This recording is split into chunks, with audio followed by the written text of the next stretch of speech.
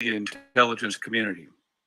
These partners are vital to establishing and sustaining our current deterrence and defense posture.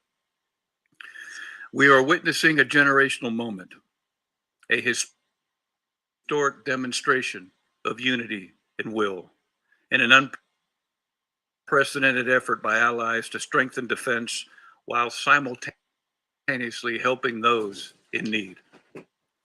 Just an example, but it's a very critical one.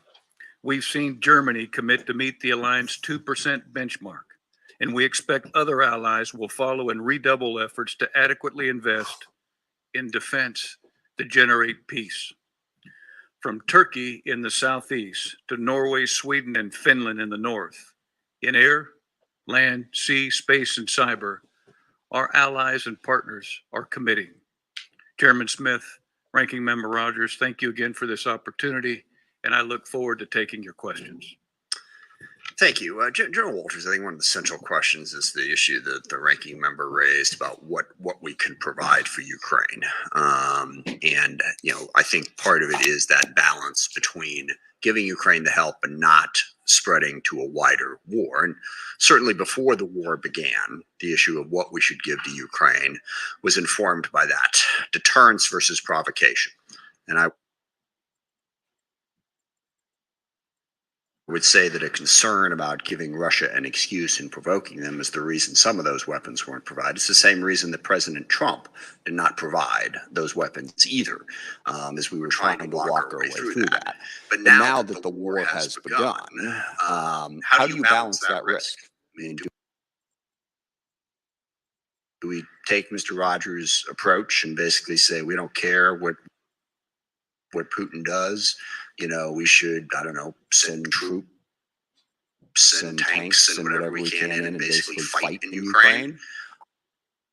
Or what is the proper way you think to strike that balance? And what are you concerned, or are you concerned about how Russia might respond to a given action? And would they spread the war to Poland, to the Baltics, conceivably even to U.S. assets in the region? How do you balance that risk? Chairman, as a military commander, my first answer is constantly. The conditions change second by second, day by day, week by week. And I bear the responsibility, number one, to ensure that we don't forget as military commanders that nations have the inherent right to gift whatever they would prefer from a multi-domain, from a unilateral, bilateral, multilateral perspective. Secondly, I have to take into account military mission effectiveness coupled with strategic miscalculation. And one day is different than the next, and depending upon the conditions, we have to adjust. So do you think how would you specify the risk of Russia escalating? And how do you think about that? I know it's something you think about. What's the risk there, and what might we do to provoke it? What would it look like? It depends. And the risk that we have to gauge is the risk that Russia first imposes upon Ukraine. So we have to be smart about imaging our way through Ukraine's military perspective, and then taking into account what the allies and partners can contribute.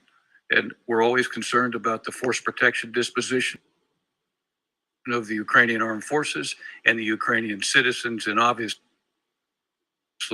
the populations on the periphery. But all of that has to come into our cross-check. Outside of Ukraine is what I'm trying to get at. Is there a risk that if we, get more engaged, that Russia would spread the war, and if so, how would they spread the war into where? There's always a risk, and they obviously are capable of utilizing all domains, and there are a whole of government capabilities. So as a military mission planner, I've got to take into account all of those branches and sequels. And obviously, as a NATO commander, I am most concerned about the eastern periphery of Europe as it connects to Russia. Okay, so, but we can in fact provide a lot of weapons to Ukraine within that manageable risk, and I think we are doing that. What's most important to your mind in terms of what weapons we need to get into Ukraine right now to help them? And I agree with Mr. Rogers. The goal here is to push the Russians out and win the fight. What are the most important weapons Ukrainians need right now to make that happen? I can go deeper in a classified session, Chairman, but what I can say is those capabilities that are anti-armor, anti-tank, and surface-to-air missiles are very, very important. They have been effective in the campaign, and I suspect in the near future they will continue to be effective. Okay, thank you. Mr. Rogers. Thank you, Mr. Chairman. I would like to correct the record in saying that President Zelensky has never asked for American troops to come and fight on Ukrainian soil, nor have I. We want them to get everything they ask for that they need to win this war, and that's my position.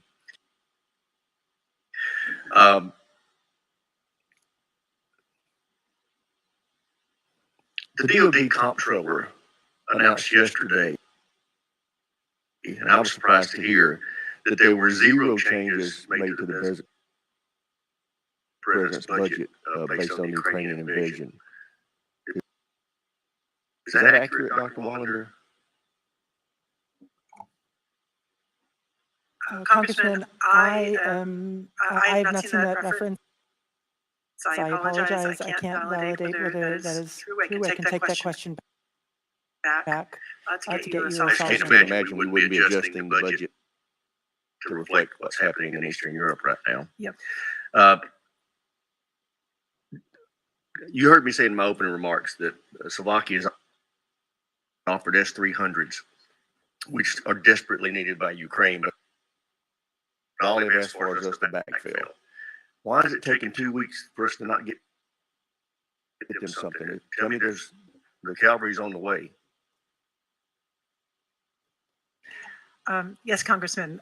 We are working with Slovakia to identify the requirements for meeting their needs.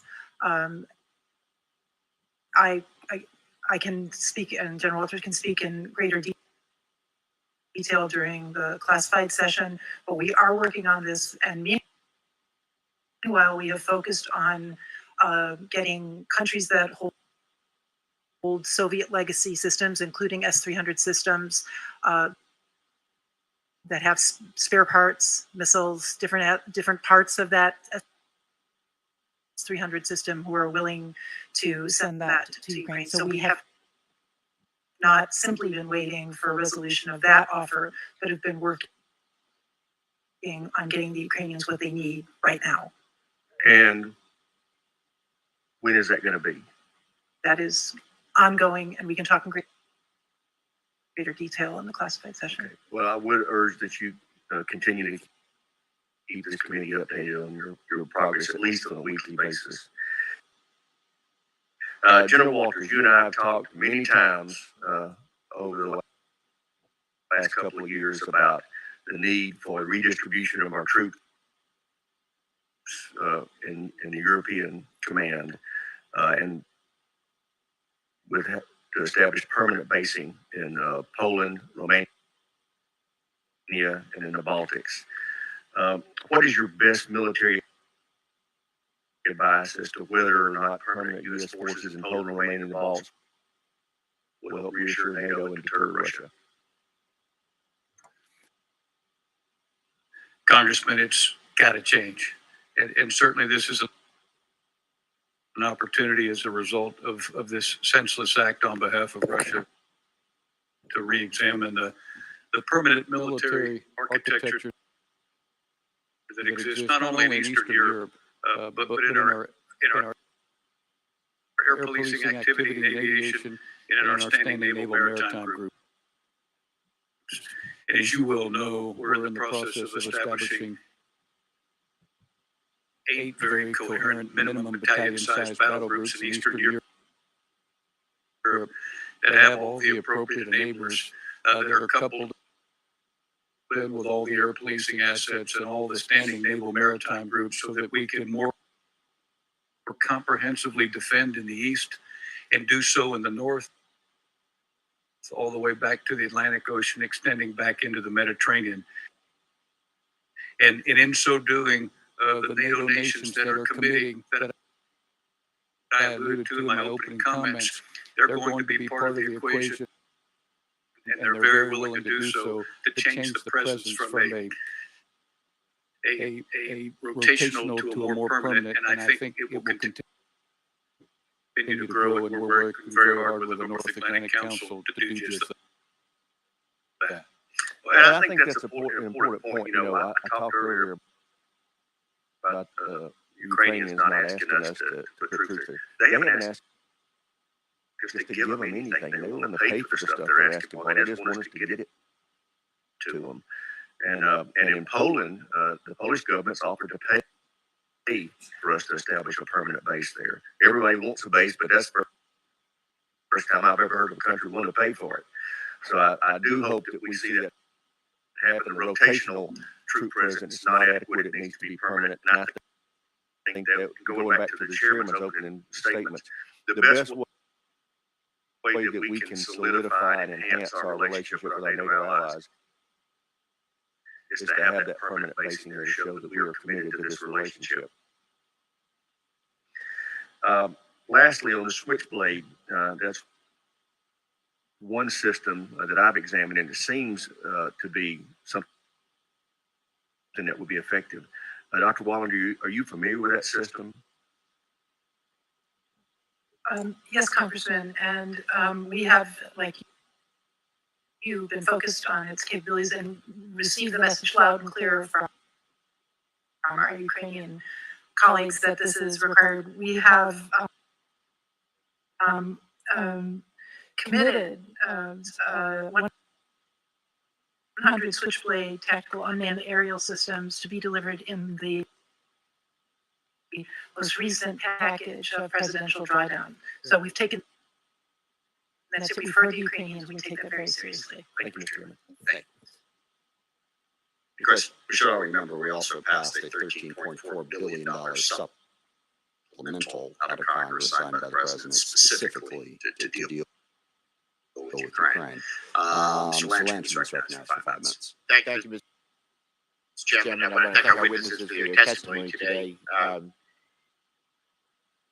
Let me begin with both of you. I have a question on cyber related. The Russian Federation obviously has continued to leverage cyber attacks and disinformation campaigns against Ukraine, Europe, and the United States. Though we have not yet seen the level of cyber activity that we had anticipated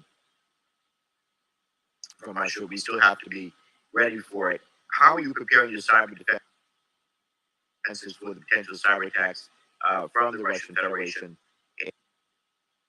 And I also want to know how you're helping us to bolster the cyber defenses of our European partners and NATO to the degree that we can talk about this in open session.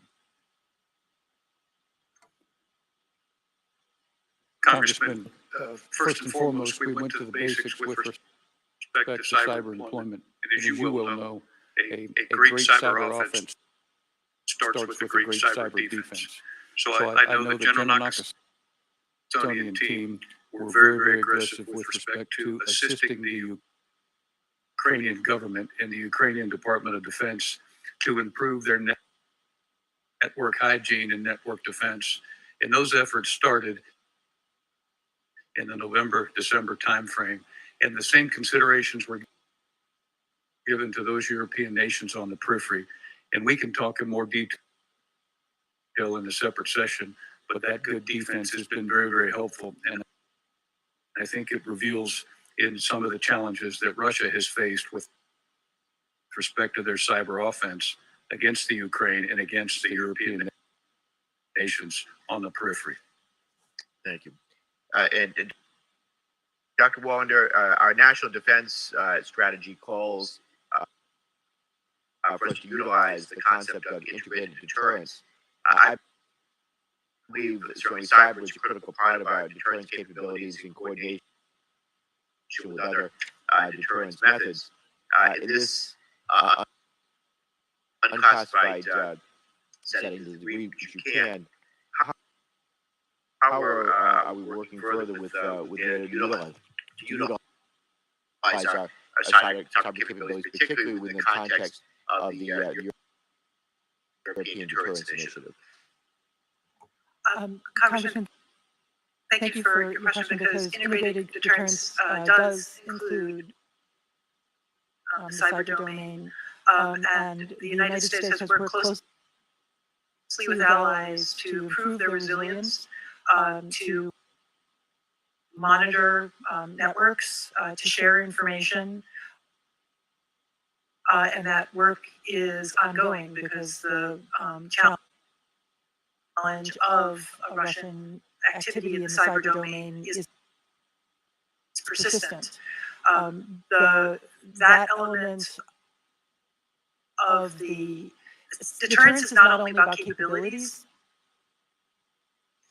In the NATO context, it is about the multinational nature of the alliance and the commitment to defend one another and combine together the efforts of NATO allies in the cyber domain. Send a very strong, credible message to Russia that helps to reinforce that deterrent message. Thank you. Yeah, incredibly important to leverage those capabilities wherever possible. Working with our partners and allies to strengthen those capabilities. Dr. Wallander, first of all, I want to commend both President Biden and the Biden administration, the Department of Defense, and our European partners and allies for supporting Ukraine and really stepping up to the challenge in this historic crisis caused by the Russian Federation. And I agree with the chairman's comments that we need to make sure that Russia is pushed back and that Ukraine stays free and independent. In your view, are there any further ways that Congress can help provide better support to Ukraine? I know we talked about this already, but further to elaborate on any thoughts you may have, and have there been any barriers that we can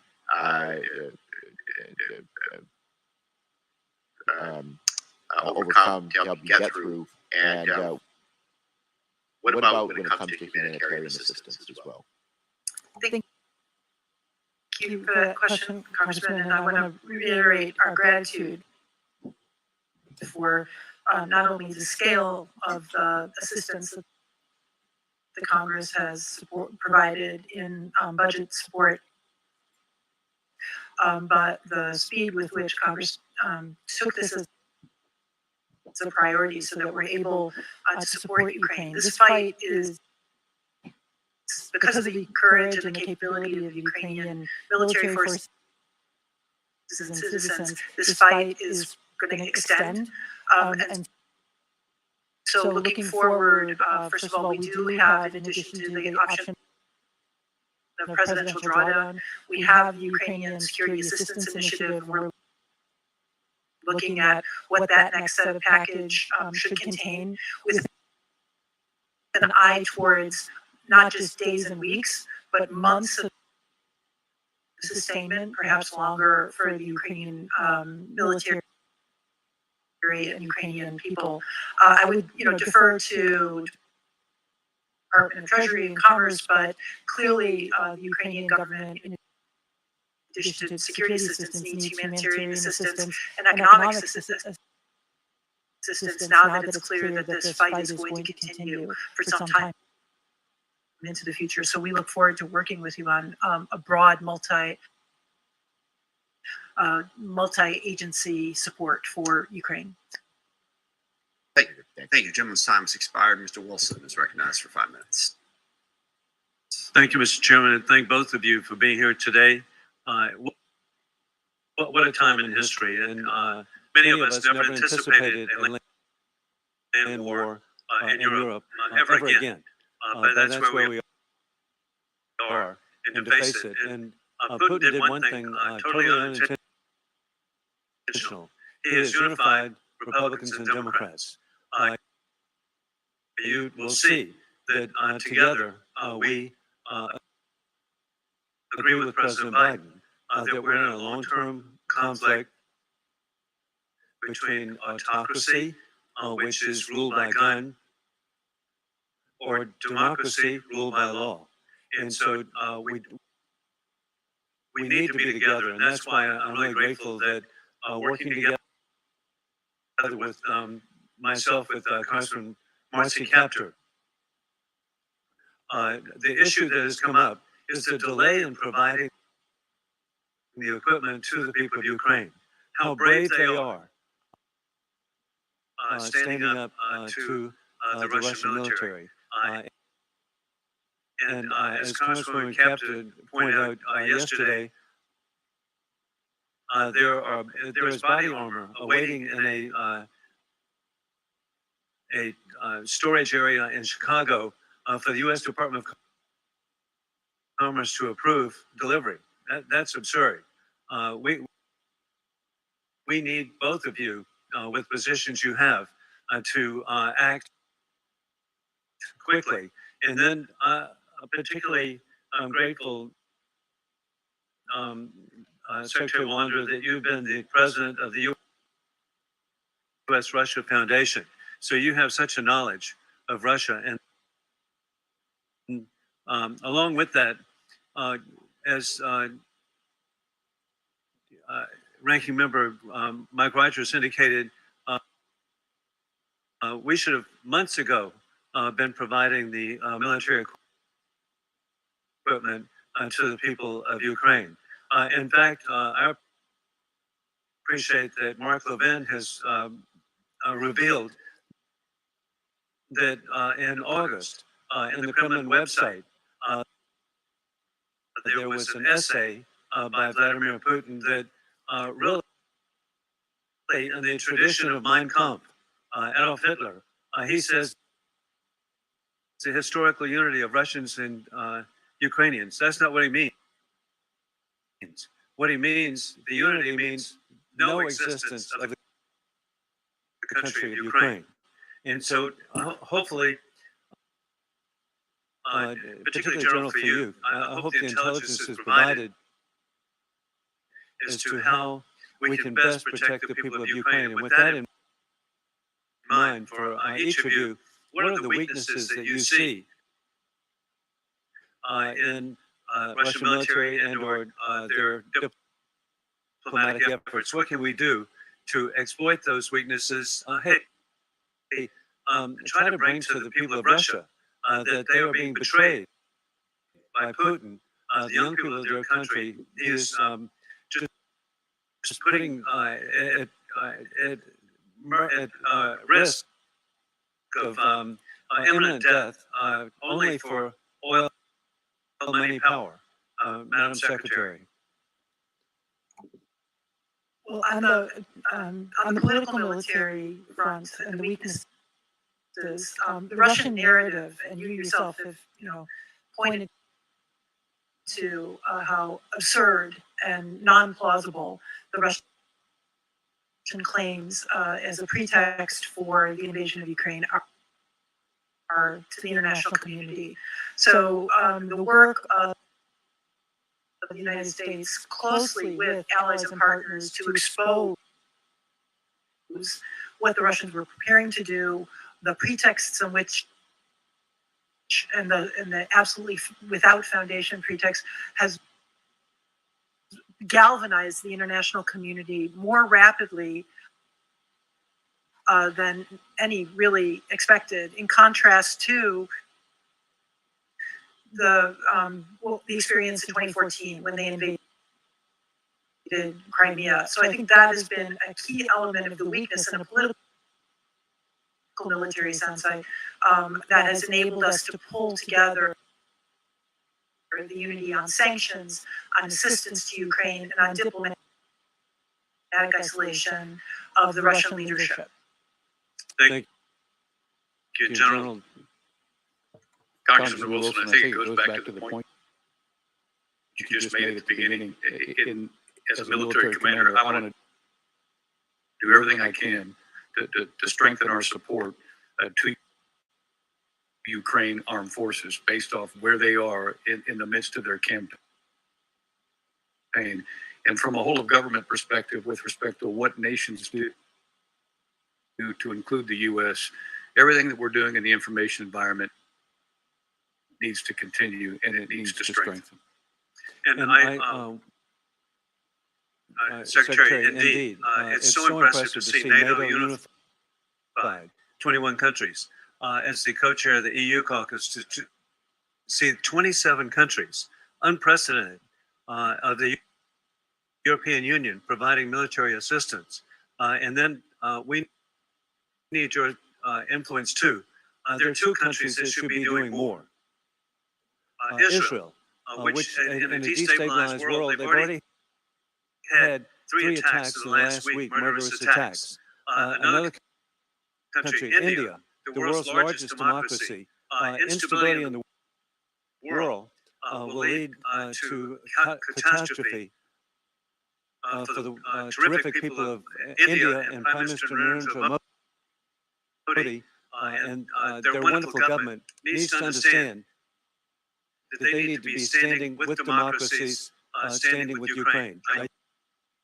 Your time has expired. Mr. Larson is recognized for 5 minutes. Thank you, Dr. Wander. I want to pull back a little bit. It's going to be a lot of Ukraine questions.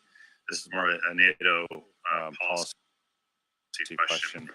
NATO is looking to launch something called Diana, which is their tech accelerator. And I just wanted to get your view on the department's view of the Defense Innovation Accelerator of the North Atlantic. It's a NATO project, kind of, it's a mashup, if you will, like our DARPA and DIU and a few other things. Can you just quickly update us where the department is on that? Congressman, I don't have details on where the status of that project is. Here I would get back to you with details. But what I do know is that as NATO allies have recognized not just the scale of the threat that Russia poses to European security, but the multi-domain challenges that both Russia and China pose to global security and certainly also to NATO, the willingness to cooperate more in the area of technology going forward has deepened and has strengthened. And this project is an opportunity to advance that. Thanks. I just wanted to make sure it's on record and not lose the opportunity to ask that. General Walters, want to follow up on something Representative Wilson brought up, and it's kind of just show how international affairs is local affairs. In Washington State, we have about 100,000 Ukrainian Americans. My district is like 16th out of 435 in terms of number of Ukrainian Americans in the country. So I was surprised for people to hear that. And so we asked the community some questions about what they wanted to ask. And this is Representative Wilson's question about aid and personal protective equipment and the ability to deliver that to the civilian population in Ukraine. Can you give us some detail on how that is happening? Congressman, we at UCOM have 2 centers with approximately 100 individuals that continue to iterate in the military dimension with Ukrainian liaison officers that are working both the security assistance items in the military dimension and the humanitarian assistance items. And it's an iterative process, and it's based off supply and demand, and extends with feelers into Ukraine at the ministerial level and at the child level to make sure the right stuff goes in at the right time to deliver the appropriate effect in the campaign based off access to get in and access to get out. It's not perfect by any means, but it continues to improve over time. And we'll continue to iterate and make sure that we continue to connect with those interlocutors at the Ukrainian level to ensure that they get the right gear as quickly as we possibly can. Is there an issue with moving it into Poland or into Romania now, if you will, and then so it's there instead of in the U.S.? So it's by, with, and through Poland, and it's by, with, and through Romania. I can talk a little bit more in a classified setting, but there are challenges. But at the end of the day, we always communicate with the host nation to make sure that we're doing the right thing. Yeah, sure. And to go even more local, but obviously a national issue. The Growler mission is located in Whidbey Island, and there's news yesterday, a couple days ago, that we're sending a national mission squadron to Germany, and I presume there's a CVN squadron already on the Truman and the Aegean Sea as well. And this might be a classified answer to the question, but can you give us some idea about either mission, maybe starting with the national mission in Germany? Sure, I can elaborate more in a separate setting, but what I can say is you're right. They're coming. Okay. I look forward to that. What do I do with my last minute, Mr. Chairman? I'll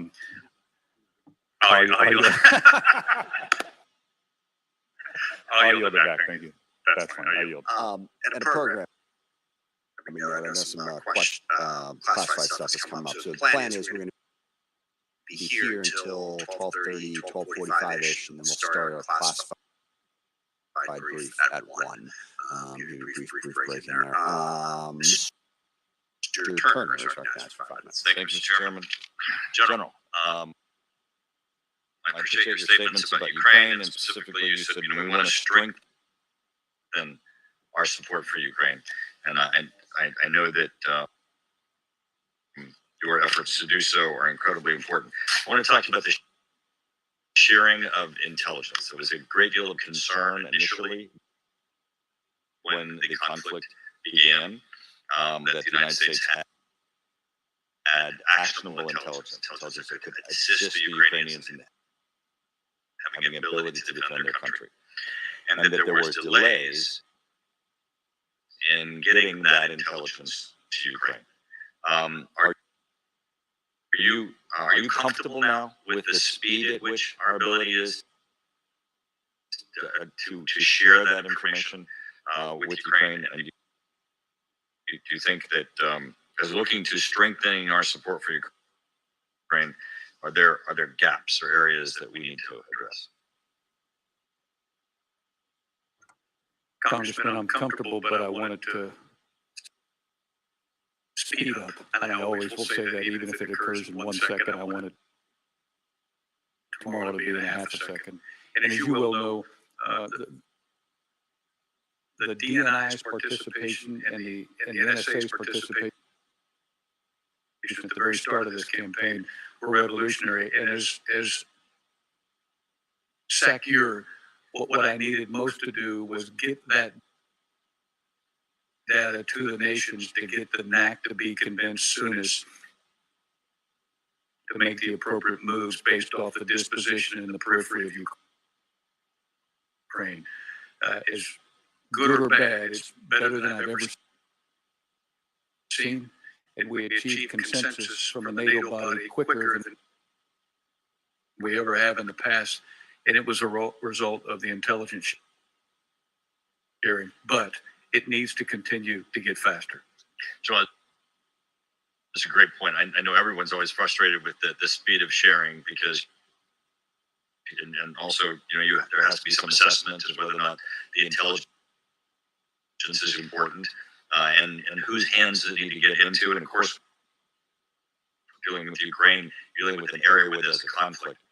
General, are there restrictions on geography in Ukraine as we look to Ukraine and the Donbass region, areas of conflict, and trying to help Ukraine? Are you seeing instances where we're tying our own hands, where there are limitations geographically within their own country, where the United States is unwilling to share information with Ukraine about what Russia is doing in its own country? Sure, I haven't seen that. It's just access to some of the far eastern cities. And as you well know, that's a challenge for humanitarian assistance as well as intelligence sharing. And as we image our way through this campaign and we provide our best military advice to our Ukraine counterparts, we continue to make them aware of this very issue, and they are iterating in an attempt to improve. And what do you mean by access to the far east cities?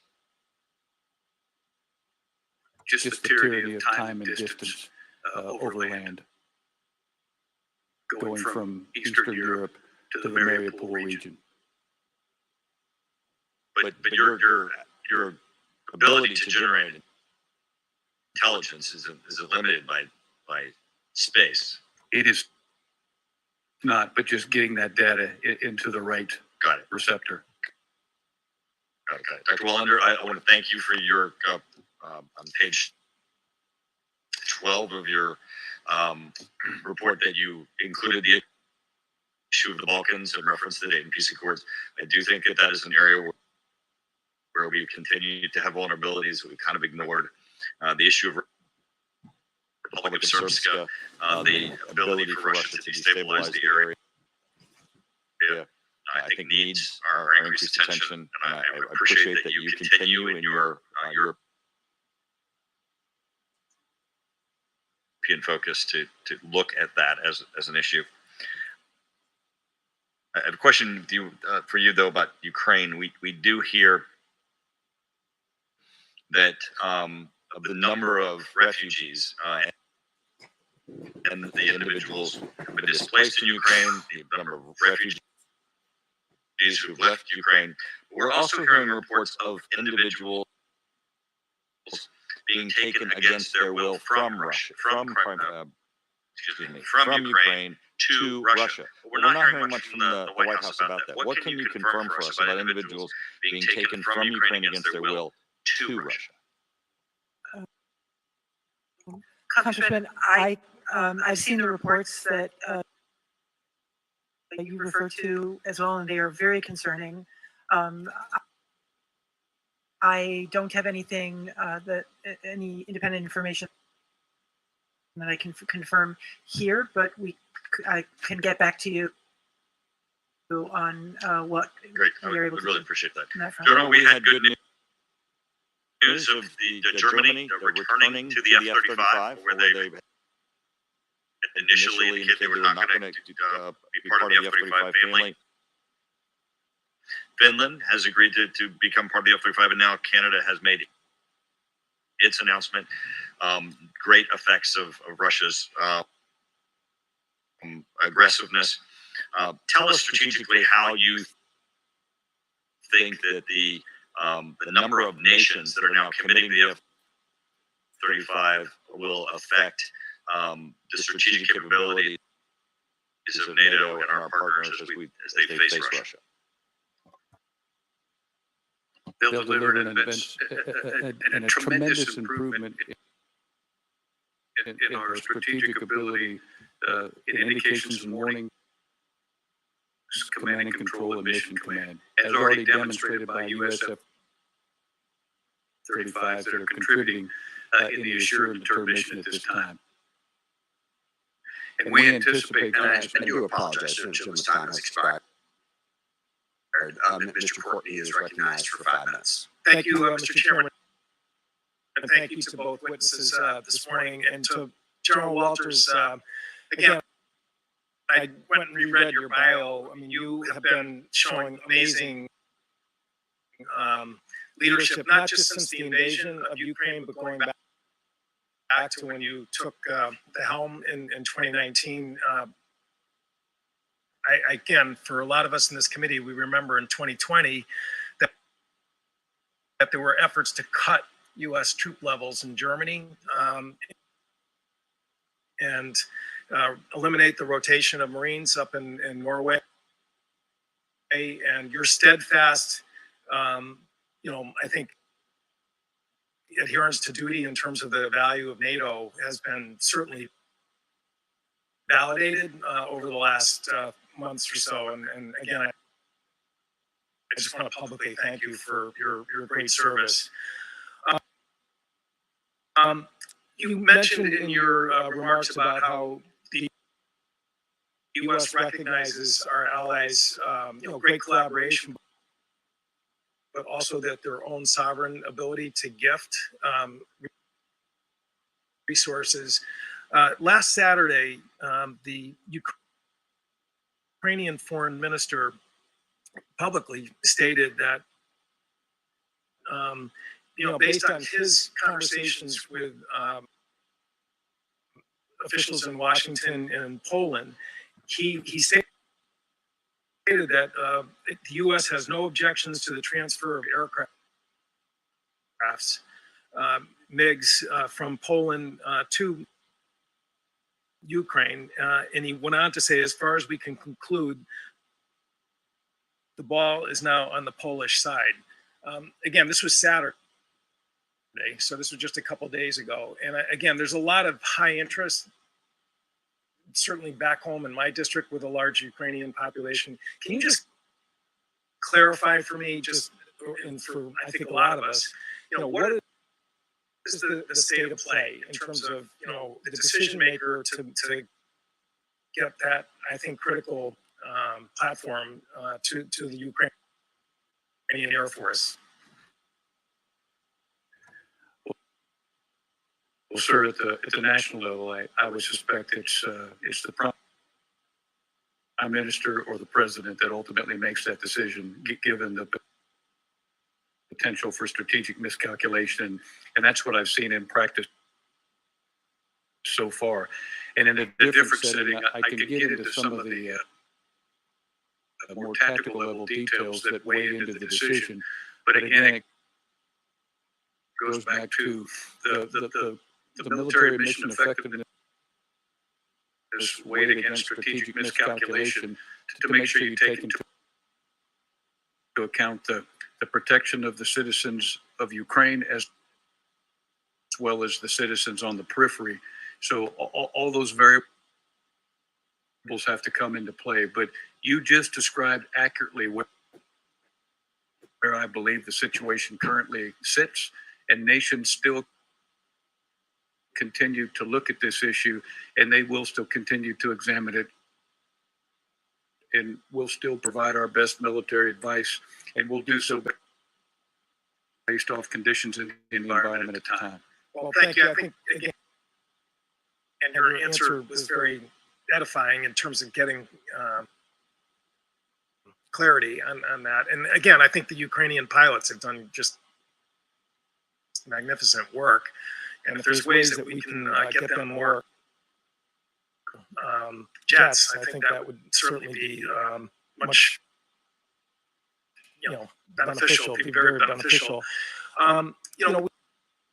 We've heard, again, some of the back and forth regarding the speed with which the material is getting into Ukraine. Dr. Wallinger, you and I spoke offline a little bit about sometimes overlooked Combatant Command, which is TRANSCOM. And I just wonder if you could just kind of give a general sense of just the speed and efficiency with which General Van Ovos and her team is proceeding to get material into the NATO and ultimately to Ukraine. Yes, Congressman, I mean, it is pretty extraordinary, especially since the U.S. has been able to focus on the option of presidential drawdown to be able to pull the kinds of capabilities that the Ukrainians have been prioritizing from U.S. stocks.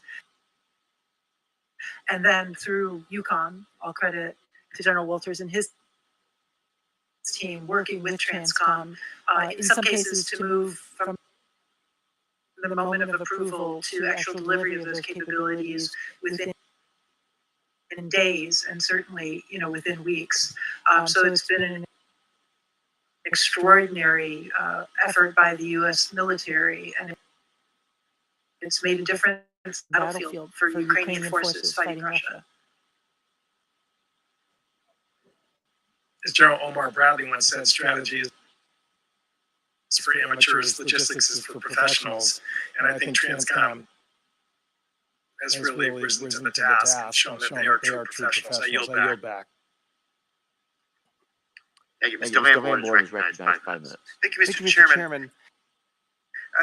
Secretary Wallander, I have a question for you first. And these questions are based on the limited information we've been given out so far on the nuclear posture review. We've seen 3 paragraphs. We haven't seen the full review.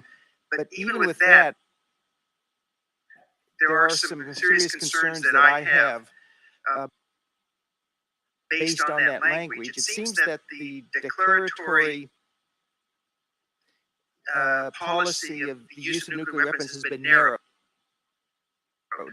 That it will be only to deter nuclear attack, and there's no mention of deterring non-nuclear strategic attack or to achieve any other U.S. objectives. And to me, the more limit that we have on our range of action, that gives more freedom of action to potential adversaries.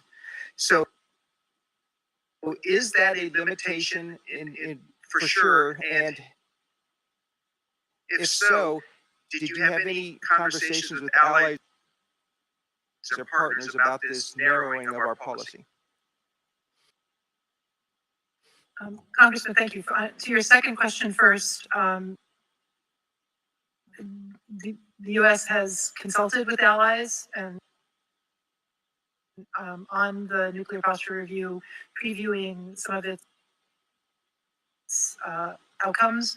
And my understanding, I wasn't in those consultations personally myself, but the reports I have is that allies were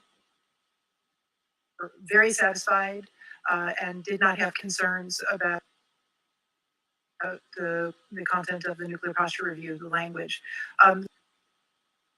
The nuclear posture review language does not apply exclusively to nuclear attack, but extends to extreme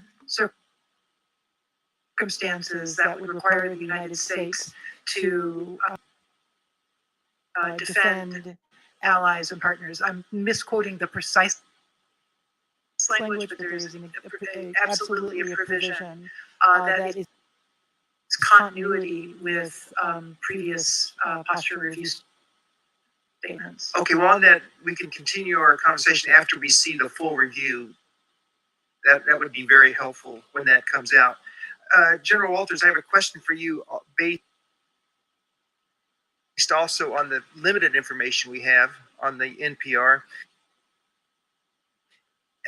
Admiral Richard has said that the nuclear-armed sea-launched cruise missile is intended to deny potential adversaries any mistaken confidence that limited nuclear deployment would provide an advantage over the United States, its allies, and partners.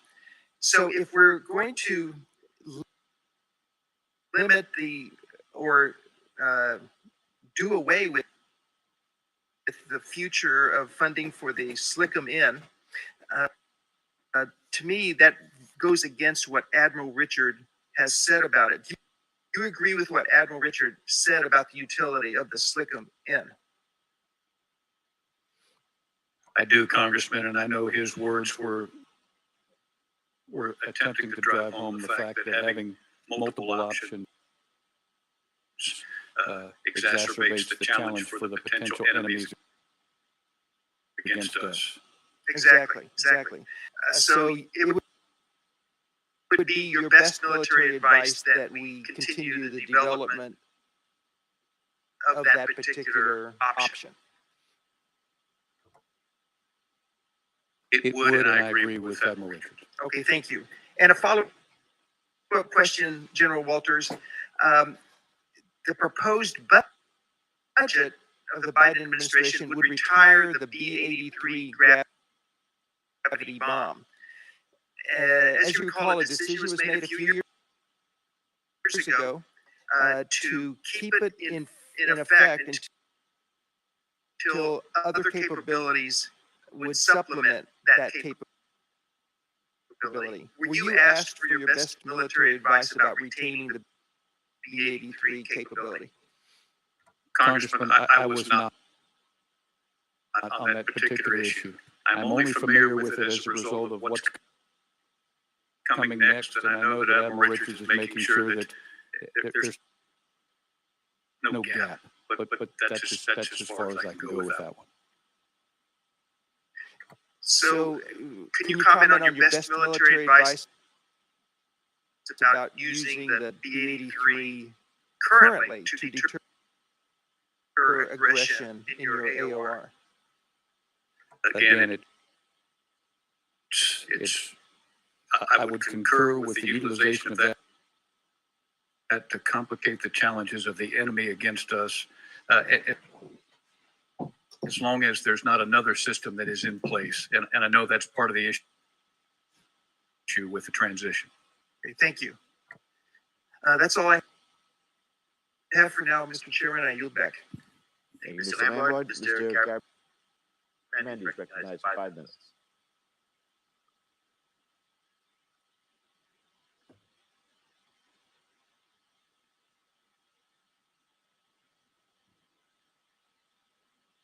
Mr. Garamendi is recognized for 5 minutes. Thank you, Mr. Chairman. We might add to that question that you just raised, Mr. Lamborn. What is the cost of keeping all of this? And what are the options that may have a higher priority? But that's not my question. We often hear the word multi-domain. One of the things we occasionally hear is that information is a powerful weapon. And the question arises about information for the Russian people about what is actually happening in Ukraine. So my question to both of you is, what is the status of our information efforts to enlighten the Russian people about what their leader is doing to their brothers and sisters in Ukraine?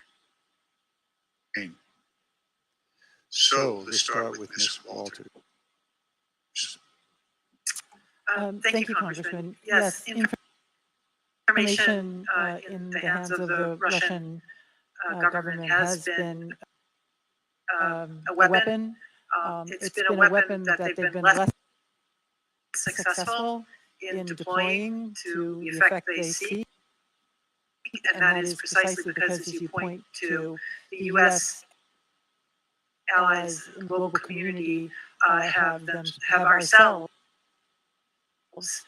utilize information, which in our case is true information, facts, not disinformation, to set the record straight. And the impact, I'll just say the impact of that information is made clear by the efforts that the Russian government makes to try to prevent that information getting to the Russian people. And they're not completely successful, but it is an ongoing struggle to get that information. Completely missed my point. What is the Department of Defense doing, and what is the U.S. government doing to bring information to the Russian people? That is, to get information past the censorship that Putin has employed in his country. So specifically, what are you doing? So we can talk about in greater detail in the session this afternoon. We defer to that setting. General Walters, is the answer the same from you at this hearing? Sir, I can elaborate more in a closed session, but what I can say is in the military dimension here at USUCOM, we have a large program that targets that very issue in Ukraine and with the nations on the periphery. Well, then we'll await the classified hearing. With that, I yield back.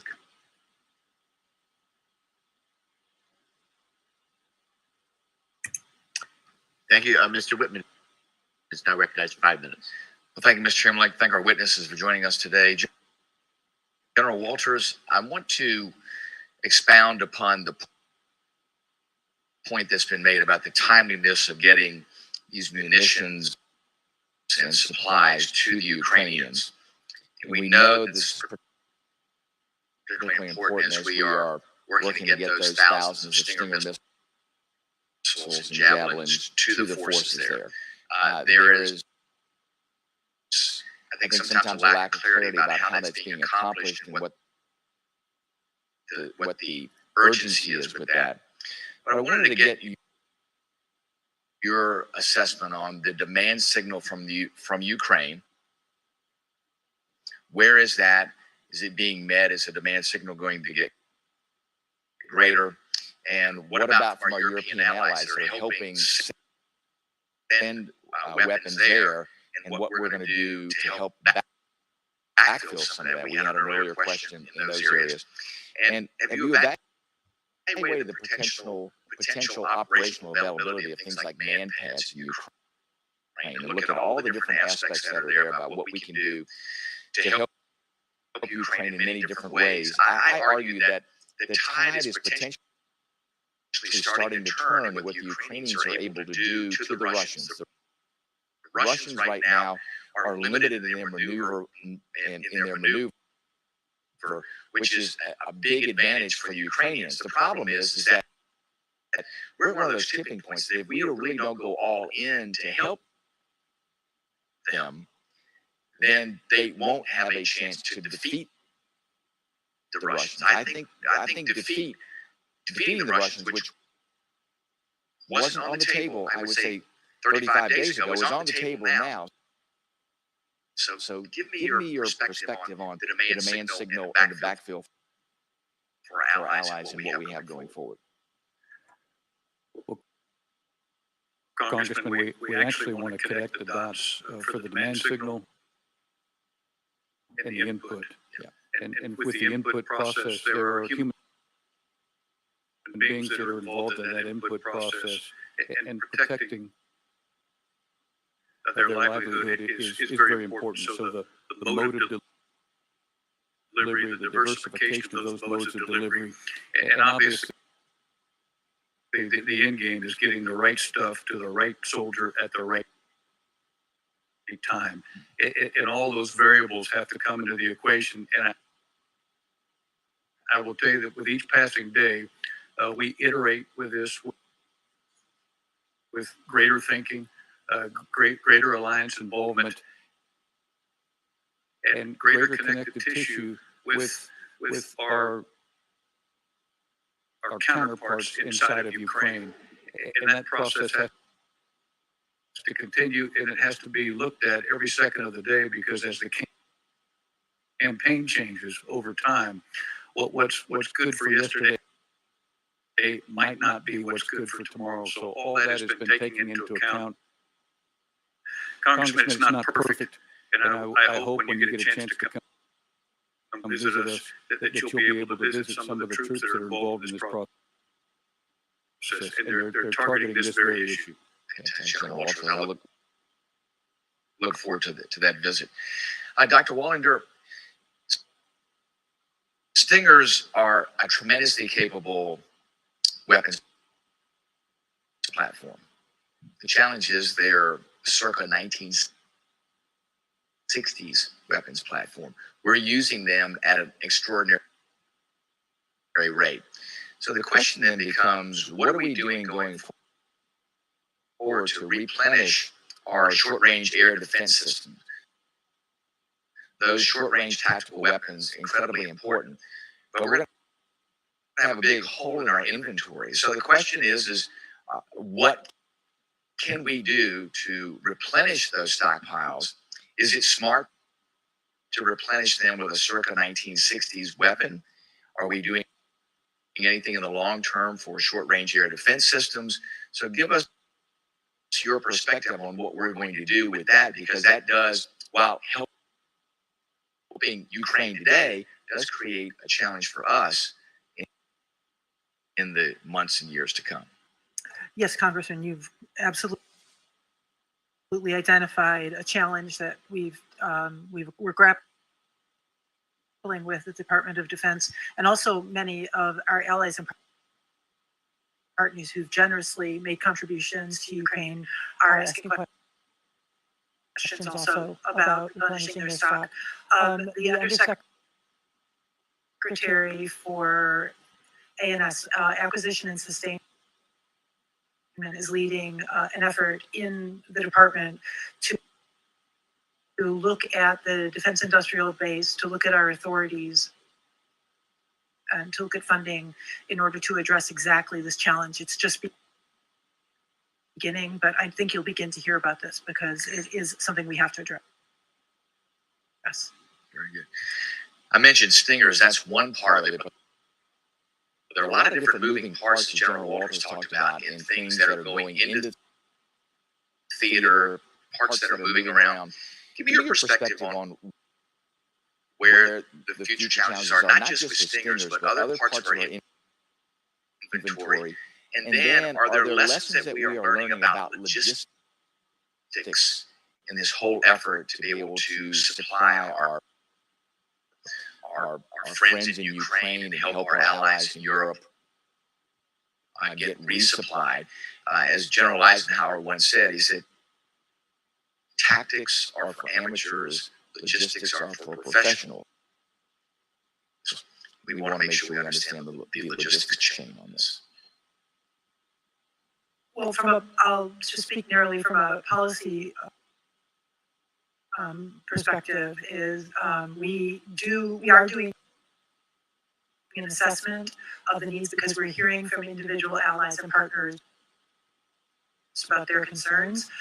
We want to bring a comprehensive assessment to Congress and work with you exactly on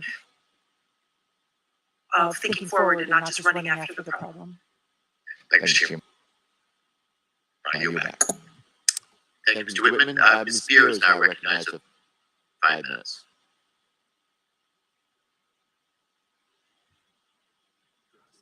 Okay, I think we'll go back to Ms. Spear. Mr. Norcross is recognized for 5 minutes.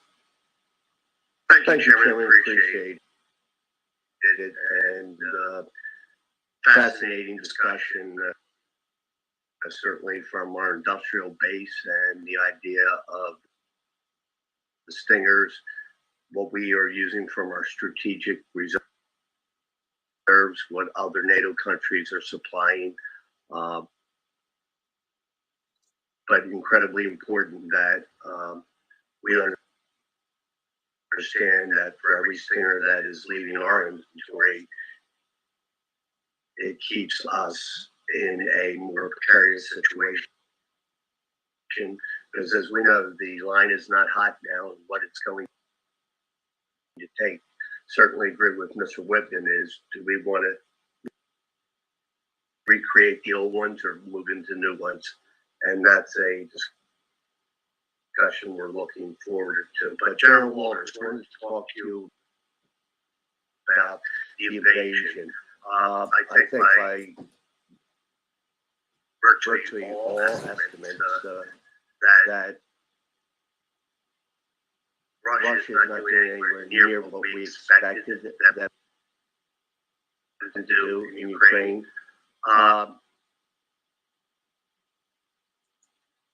When we look at that, did Russia overestimate their ability? Did we look at their capabilities thinking they would do better? Or is it the Ukrainian response? If you could give some clarity on there. Have we overestimated what Russia has outside of their nuclear stockpile, their conventional forces? Congressman, I think we have fair agreement in the hardware, software, and human capacity. I think what we have to take into account is the fact that it's a little bit of both. The will and determination of the Ukrainian citizens. There's 44 million Ukrainians, and every single one of them is contributing. And then you just take a look at the capability of the Russian military, and there's certainly challenges. We all know, we all have plans. And when the invasion starts, what you thought was going to happen typically doesn't happen, and you have to go to alternate COAs. And that's a test of the flexibility at the strategic level all the way down to the tactical level of the military. And I contend that Russia's been challenged in that area, and that reflects in their overall performance. So have we overestimated, and outside of the Ukrainian resistance and what they're doing in the fight, have we overestimated their technical abilities, particularly with their the Russian armor? We may have, Congressman, and I think once we get to the post-conflict phase, we need to go back to these very areas and make sure that we conduct a comprehensive all-domain after-action review and find out where our miscalculations were in our forecast. Well, rather, absolutely. I have to agree with that, that what implications that will mean for our force structure and what we're working on, certainly in the European theater. But thank you for that insight, and I yield back. Thank you, Mr. Norcross. Mr. Scott is now recognized for 5 minutes. Thank you, Mr. Chairman, Dr. General. Thank you for being here. I know we've had a lot of discussion about Ukraine lately. I think the world owes President Zelensky and Ukraine a great thank you. I fall into the category of Vladimir Putin had no intentions of stopping with Ukraine. The Russians have been across the border in both Georgia and Moldova for a number of years. Georgia and Moldova have recently officially applied to the European Union for admission.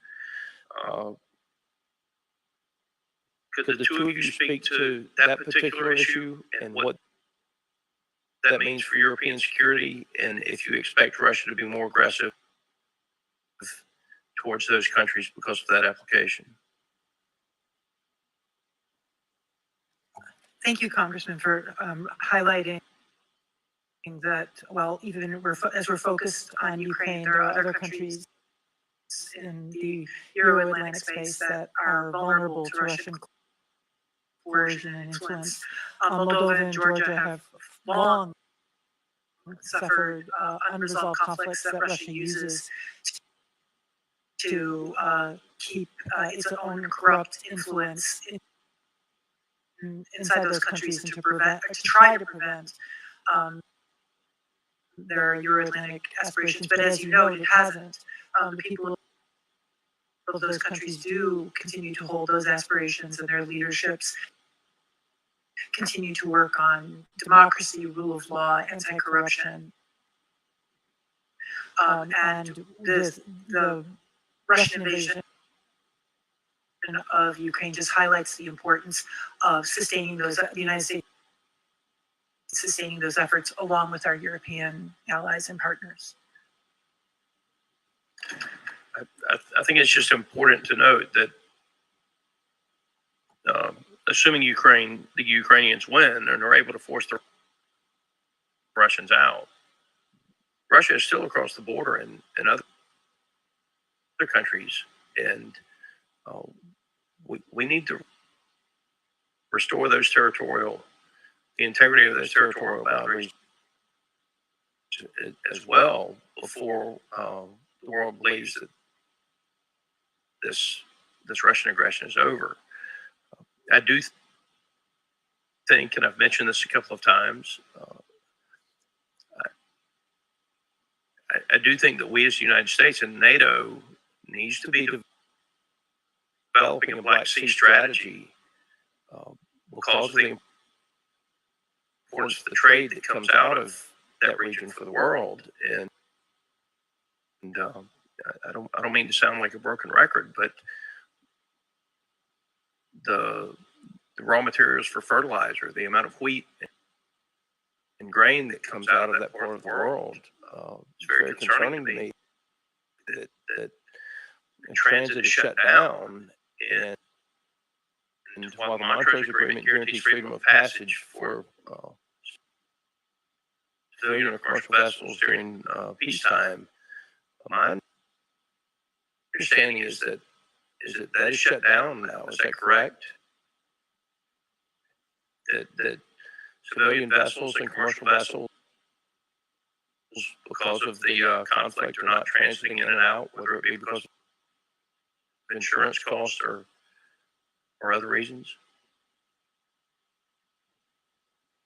Congressman, to your first point, I couldn't agree more about comprehensive defense with respect to all of the regions in Europe, and what we do in the Black Sea, and what we do in the Baltics, and what we do in the North Sea. We can't just get myopically focused on today with what's taking place with Ukraine and Russia. We have to image our way through the next 5 or 10 years. And we're doing that. With respect to the Black Sea, there is still small travel back and forth with small commercial vessels for the appropriate reasons. But Turkey is the owner of the Montreux Declaration. And I would just characterize what they're doing in this arena as very, very picky with who goes through, and they're doing that for justifiable purposes to make sure that they too can protect against strategic miscalculations. But we need to get back in the Black Sea, and it needs to occur sooner rather than later. Well, countries like Georgia can't export or import without access to the Black Sea, and I think we need to be paying attention to the other countries as well as Ukraine. One thing I would mention to you, and I think that what has happened in Europe has kind of reinforced this with the committee.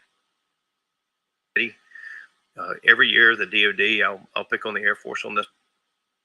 This one comes to us with a list of weapons that they want to stand down. They have, for the last 10 years, come to us and said, we want to stand down a certain number of A-10s. It has long been, I believe the majority of the committee that before we stand down a weapon system, that weapon system should be offered to countries that share our interests and our values.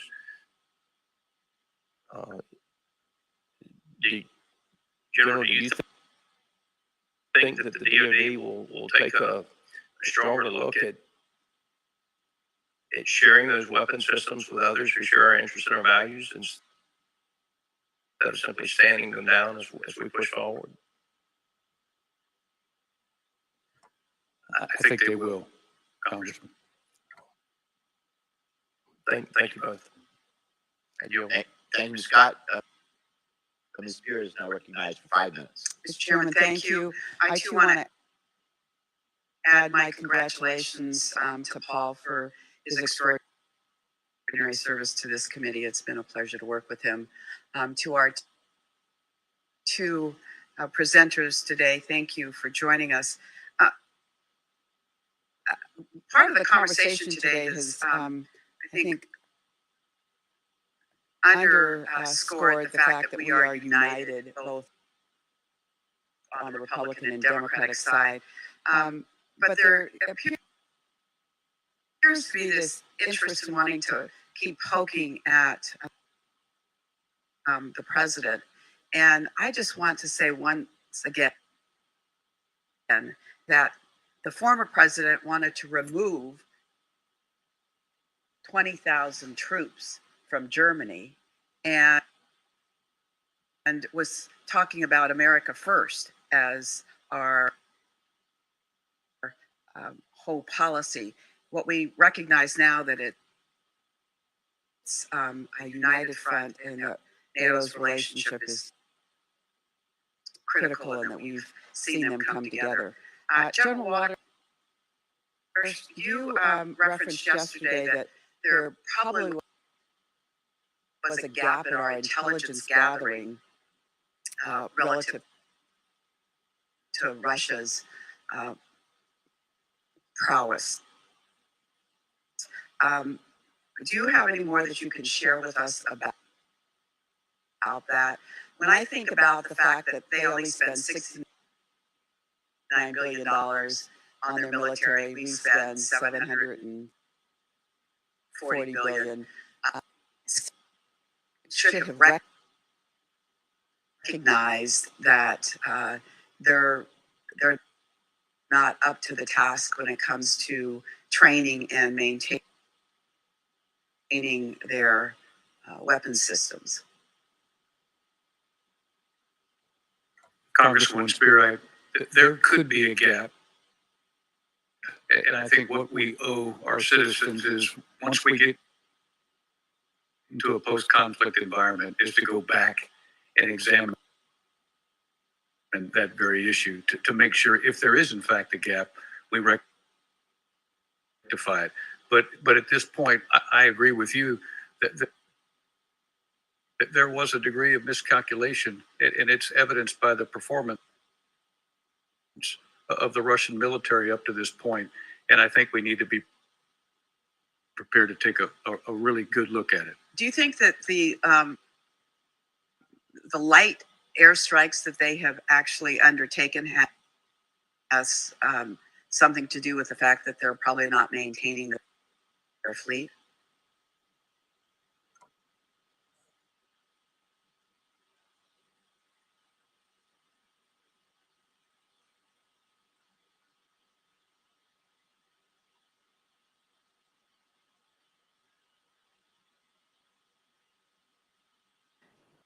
Ukrainian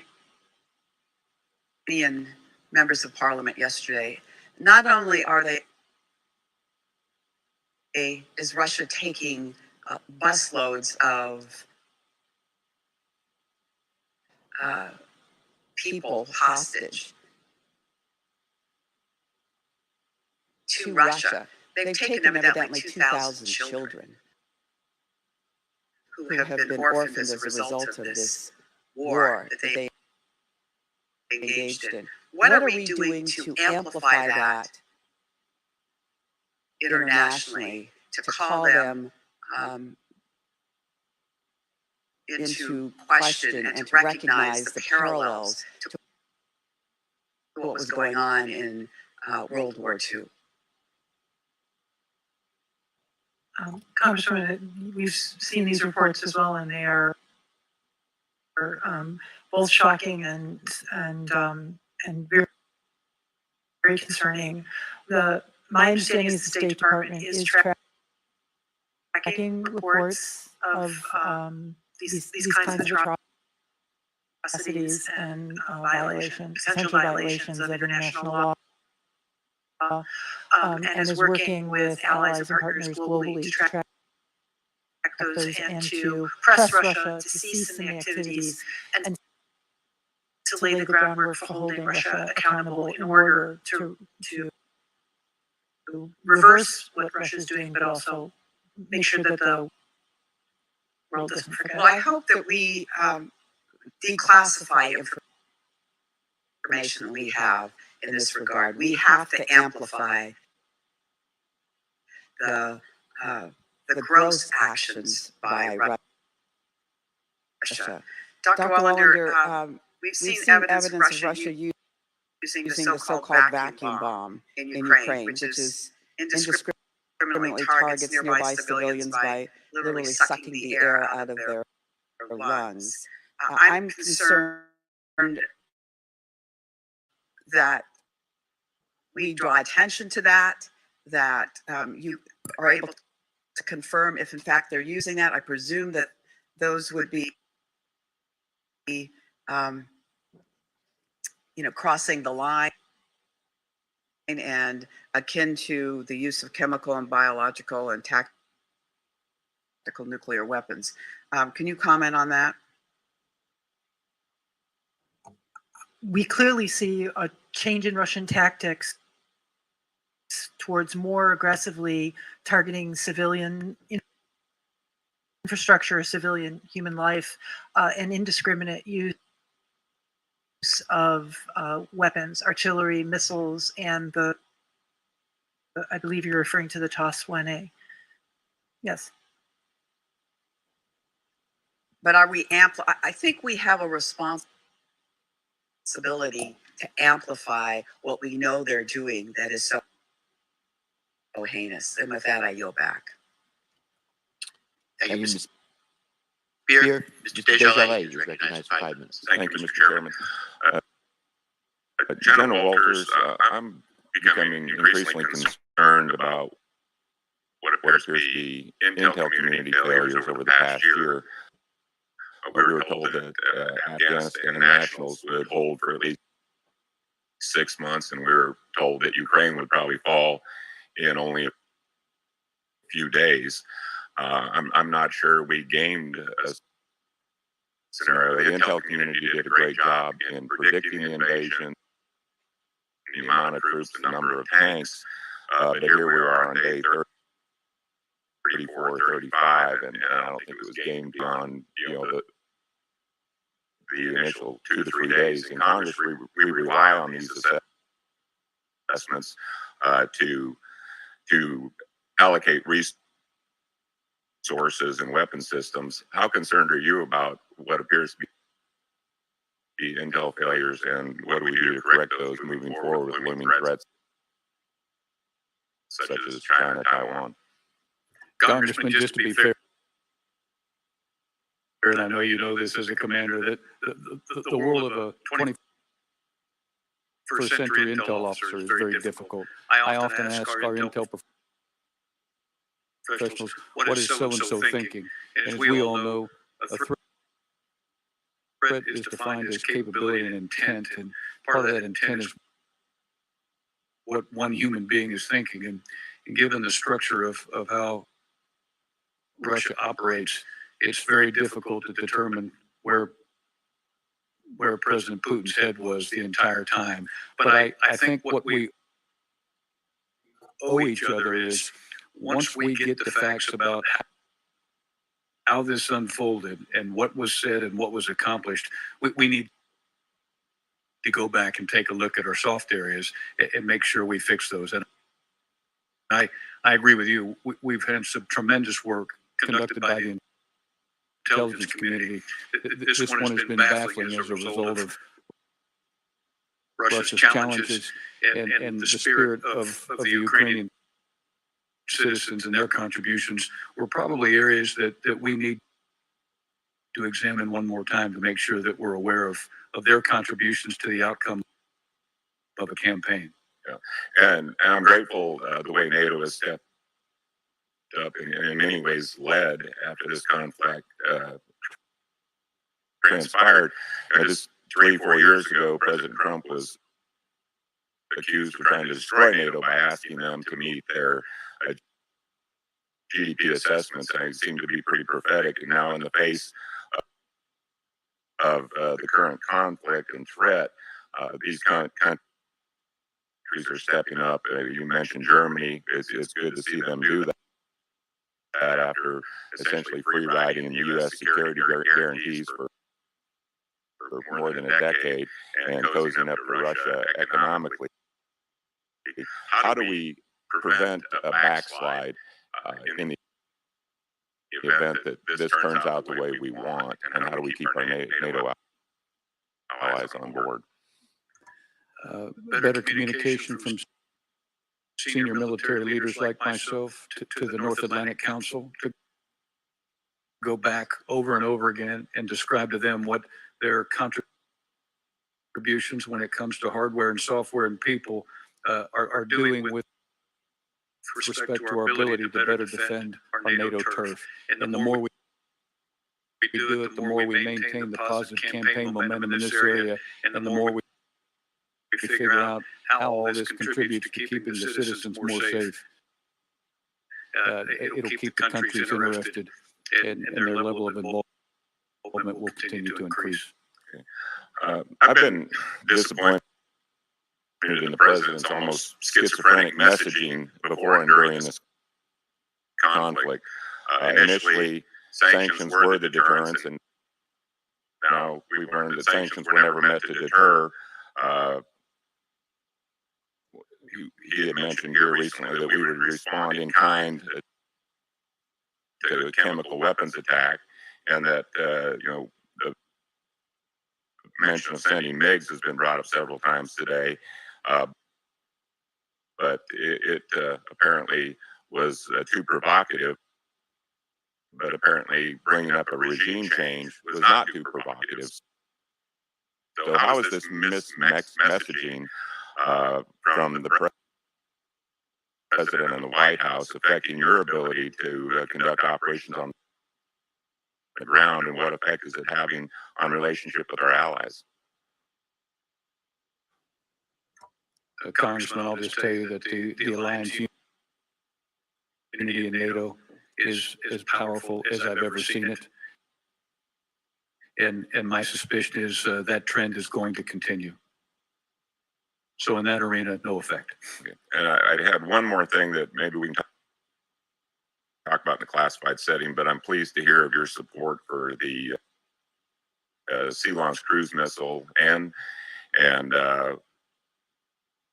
I guess I would just ask, if Russia did decide to use nuclear weapons, is it your assessment that they would most likely use the low-yield variety? And what are the limits of fallout and damage from that? I'd prefer to address that in a separate venue, but what I can tell you is, as a military commander, I have to be prepared for Russia to exercise all options, and that's just one of them. We'll look forward to further discussion. Thank you both. Thank you. Mr. Geiger is recognized for 5 minutes. Thank you, Mr. Chairman. Dr. Wallander, thank you for your testimony. I was glad to see you highlighted the Baltic Security Initiative in your written remarks. As you know, this initiative provides targeted defense assistance to Estonia, Latvia, and Lithuania, our three key Baltic allies. Securing an authorization for the Baltic Security Initiative last year was one of my proudest moments in Congress, and I'm pleased that $180 million was included in the omnibus spending package. In your written remarks, you also mentioned the Department is dedicating funding to this initiative each year. Would you share your perspective on the Baltic Security Initiative and how you envision it moving forward? Thank you, Congressman. Our Baltic allies were among the first and clearest in understanding the challenge that Russia poses not only to their security, but to European security. And they have led, I think it's fair to say, a lot of the thinking in NATO about the requirements for effective deterrence. And the early iterations of the European Reassurance Initiative and all that you mentioned have focused on creating that rotational presence that General Walters referred to in his opening remarks, and in making sure that those forward presence include not just forces, but the enablers required to make that deterrence effective. And the Baltic countries have done a great job of cooperating with one another through the Baltic Security Initiative in order to make that credibility coherent and sort of greater than the sum of its parts. They are interested in sustaining multi-allied contributions, and I think that the American ability to elevate the importance of NATO allies continuing to support on a multinational basis is something that signals to those countries and their citizens that this is an all-of-alliance effort. Great. Thank you. Are there any particular areas where you would like to see the United States deepen cooperation with Baltic states? And do you think there's more that we can and should be doing to support our Baltic allies?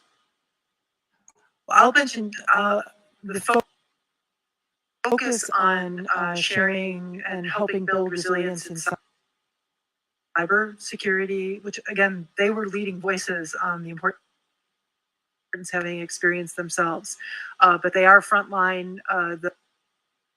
The Russian government does, and hackers do target Russian-speaking populations in those countries. So I think highlighting the importance of cyber resilience and their best practices in helping the rest of us learn would be something we need to focus on in the next stage as well. Thank you.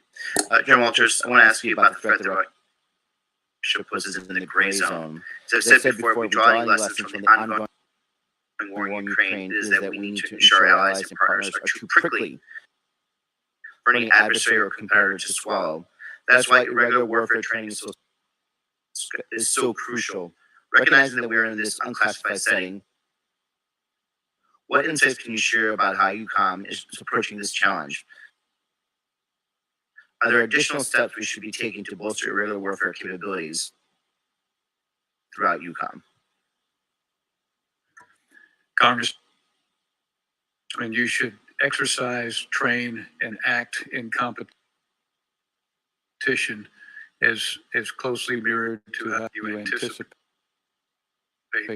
acting in crisis and conflict. In many of our operations, activities, and investments over the course of the last several years that you're very familiar with, in Estonia, Latvia, Lithuania, have focused on that very issue, and in so doing, taking into account all domains, you'll improve your ability to gain in the deterrence arena with respect to activities in the competition phase. And then if the switch is flipped, and we wind up in conflict or crisis, you're in a position to where the muscle memory is correct and you perform better. And that's exactly where we've been since 2016 as we kicked off the EFP battle groups in the Baltics, and each one of those op centers that support those battalion-sized battle groups over time has grown more aware of activities in the gray zone and have become more effective in what we can do with respect to all domain deterrence. And General, and it's not just limited to the Baltic region. I think we've seen that guerrilla warfare is both can serve as a deterrent, but also obviously as a defensive be a great defensive capability for all of our partners in Europe. So just want to emphasize that. Last question. There was Dr. Wallander, you said that switchblades were approved. Have they been sent to Ukraine? Those are in the package that is in process of being delivered. And so in the process of being delivered as in the actual package being delivered, not as in like the theoretical wording of the package. Yeah, and we can't get into operational details in this session, but we can talk in greater detail in the next session. Thank you. Thank you, Mr. Gallagher. is recognized for 5 minutes. Thank you. General Walters, Commandant Berger has written about future Marine Expeditionary Advanced Bases operating potentially in EUCOM that could provide ground and aerial sensing, EW, cyber effects, long-range fire to counter Russia. How would Marines with those capabilities affect your options as a combatant commander? They dramatically enhance our options, Congressman. And as you know, we have exercised cold response ongoing as we speak, and the Commandant just paid a good visit. And what we're seeing out of 2MEF and what we're seeing out of the mall is doing exactly just what you alluded to. A brown water force that can shoot, move, and communicate, and is very, very expeditionary is priceless for 21st century security. So is this some of the stuff we've heard about 2nd Marine Division potentially working in cooperation with the 6th Fleet to do ASW operations, sensing operations? Could you elaborate on that a little bit? All of that is ongoing in all domains, and the guide says we embrace cold response. It's an exercise that's proceeding as we speak, is to get all of us to stretch our left and right buoys.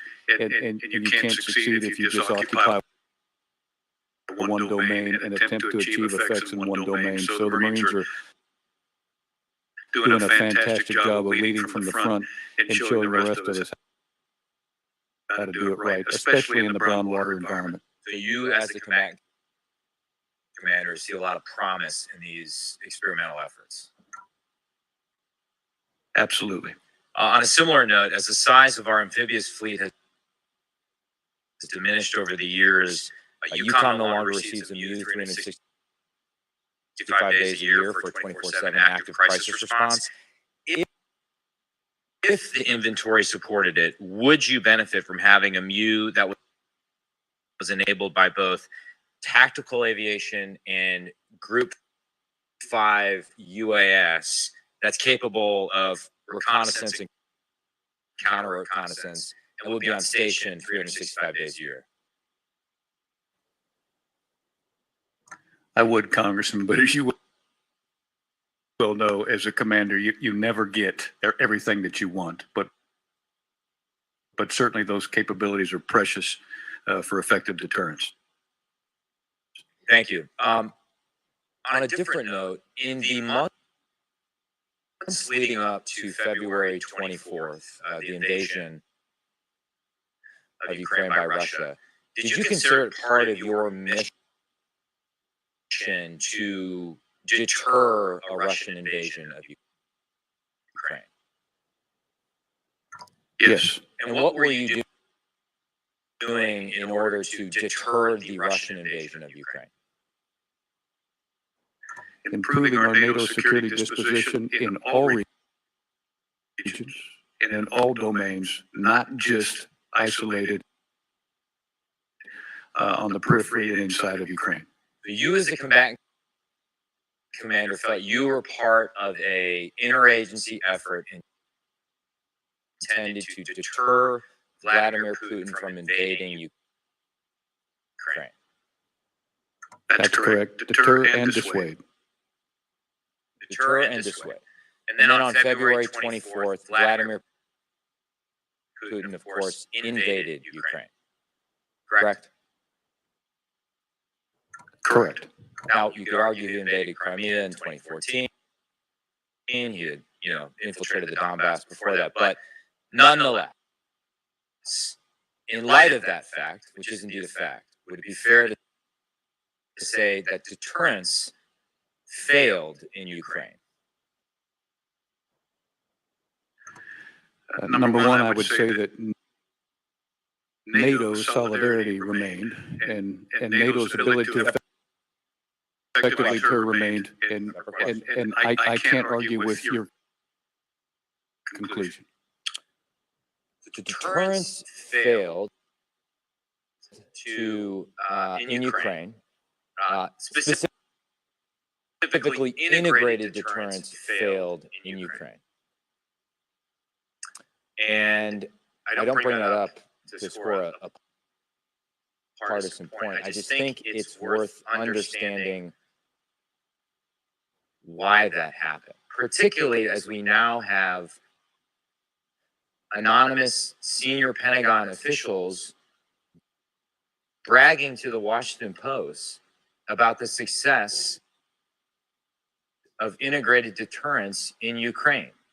Now, it may be true that right now NATO is as unified as it's been in decades. I celebrate that fact.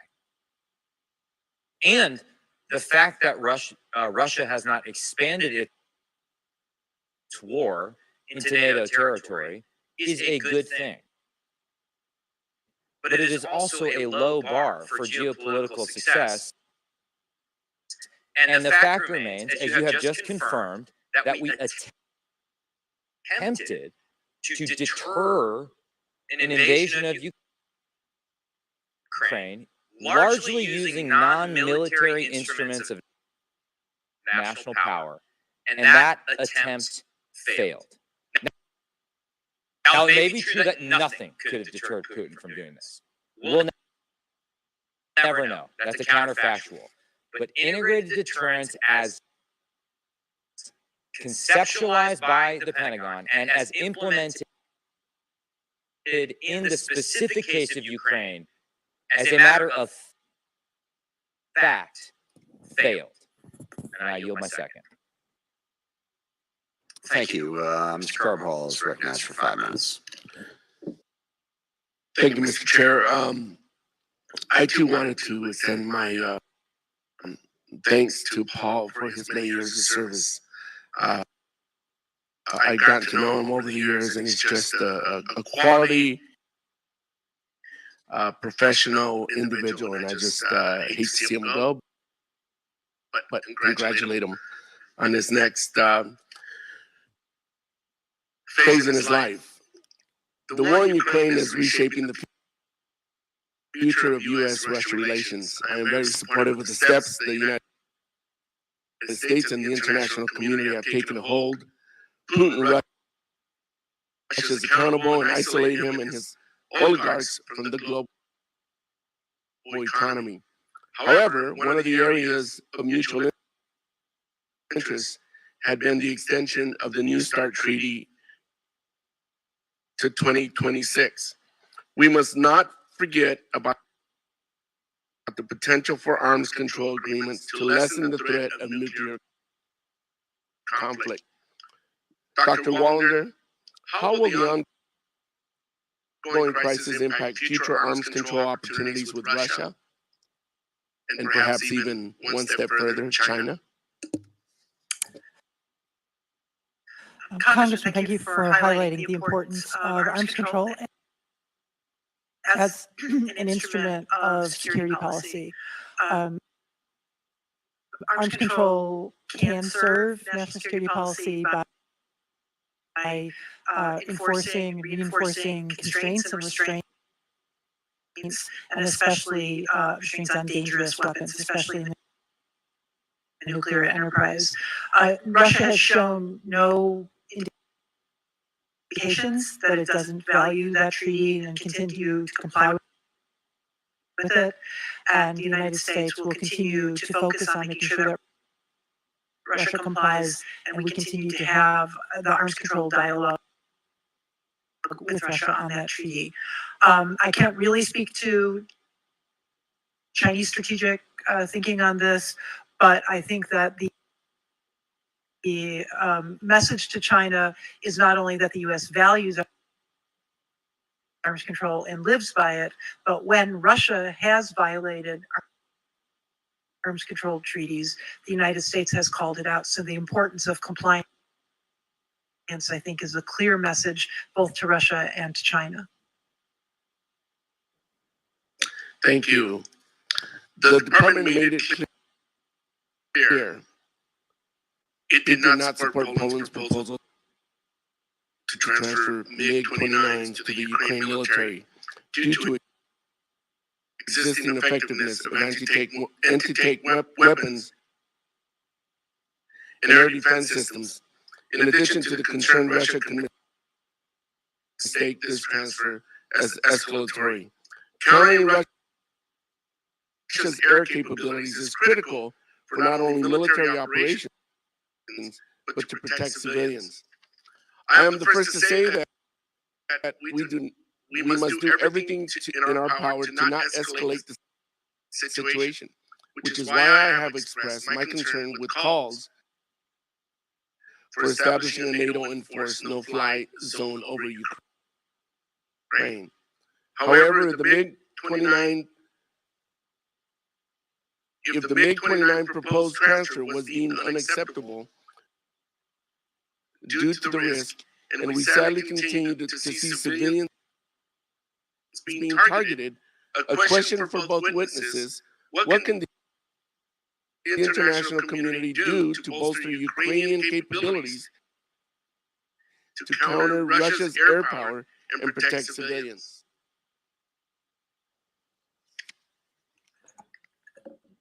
So the air defense and anti-air capabilities that Ukraine possesses has been deploying to good effect, and which has been a major focus of U.S. and other country provisions of security assistance, has enabled the Ukrainian forces to prevent Russia from achieving air superiority,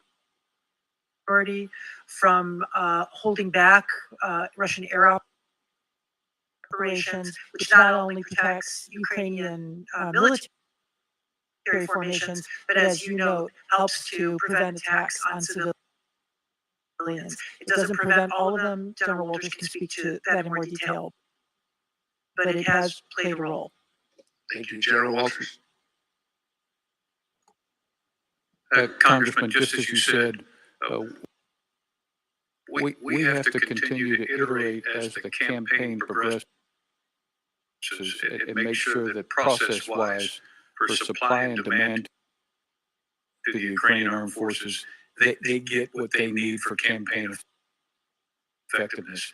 And what they may need tomorrow is different than what it was last week. And if we're not prepared to adjust and iterate to support that, we won't be as effective as we can be to help save lives on Ukrainian territory. And that's a process that we're continuing to work on, and we have to make sure that we maintain a strong dialogue, but we also bear the responsibility to guard against the strategic miscalculation that you alluded to. So we can't rest for 1 second. We've got a lot of work to do out in front of us to make sure that the Ukrainian armed forces are getting the right gear at the right time based off where they are in the campaign. Thank you. I'm out of time, Mr. Chair. I yield back. Thank you. Mr. Gates is recognized for 5 minutes. Thank you, Mr. Chairman. Dr. Wallander, we're not sending the 82nd Airborne into Ukraine, right?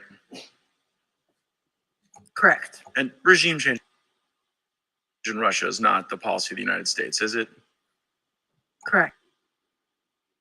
And God forbid, if the Russians use chemical weapons, we would not respond by using chemical weapons against the Russian people, right? Correct. So why does the president keep speaking out against U.S. policy? Congressman, the president has made clear that he has not changed U.S. policy on regime change. No, but why does he speak against it? That he is appalled by the horrors, as I think we all are, of what Russia is wreaking in Ukraine. But how could it not confuse our allies and our fellow Americans to have the president saying the exact opposite of what you just correctly defined as U.S. policy? My understanding from allies is that they value U.S. leadership. They are confident in American commitment to the NATO alliance, and in particular, the president's words that the United States will deter Russian attack against NATO and defend every inch of NATO territory. That's all fascinating. But it doesn't get to the question of speaking directly against our policies. Does the Department of Defense assess that the president is likely going forward to speak against U.S. policy on other matters? Congressman, I can't speak to that. I don't believe that there is any such assessment. Maybe do we have a plan in place for the next moment, right? Because this didn't happen once, it didn't happen twice, it happened 3 times on like highly consequential stuff like regime change and chemical weapons and sending our service members into Ukraine. And so I sort of wonder whether or not we have to have contingency plans for a president who seems to be a little confused on those matters. And you're saying that there is no such contingency plan? I tell you, Congressman, that the Department of Defense leadership is focused on sustaining and advancing American national security policy of this administration. Is the Department of Defense leadership frustrated by the president's statements against U.S. policy? Congressman, I think that is an inappropriate characterization. But it's not a characterization, it's a question. I mean, is the department leadership frustrated?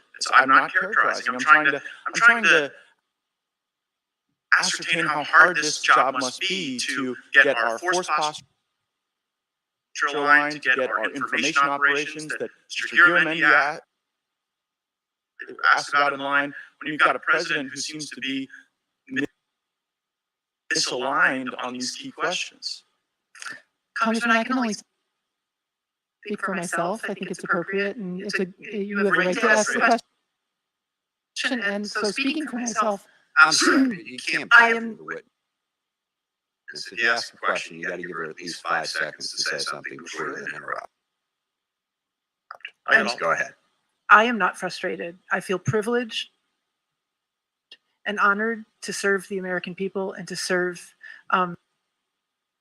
this president and this administration. Are you aware of any other officials at the department that are frustrated by the president's misstatements of policy? I am not. General Waller, hypersonic weapon systems have been used for the first time in this conflict, and the committee has received a number of briefings regarding how far behind our country is in some of these capabilities. How should UCOM think about hypersonic from a defensive capability, seeing what we've seen on the battlefield? Congressman, that's a Great question, and it's all about strategic speed and posture. And every day I've got to find a way to adjust our indications and warnings and adjust our command and control and feedback to accommodate not just a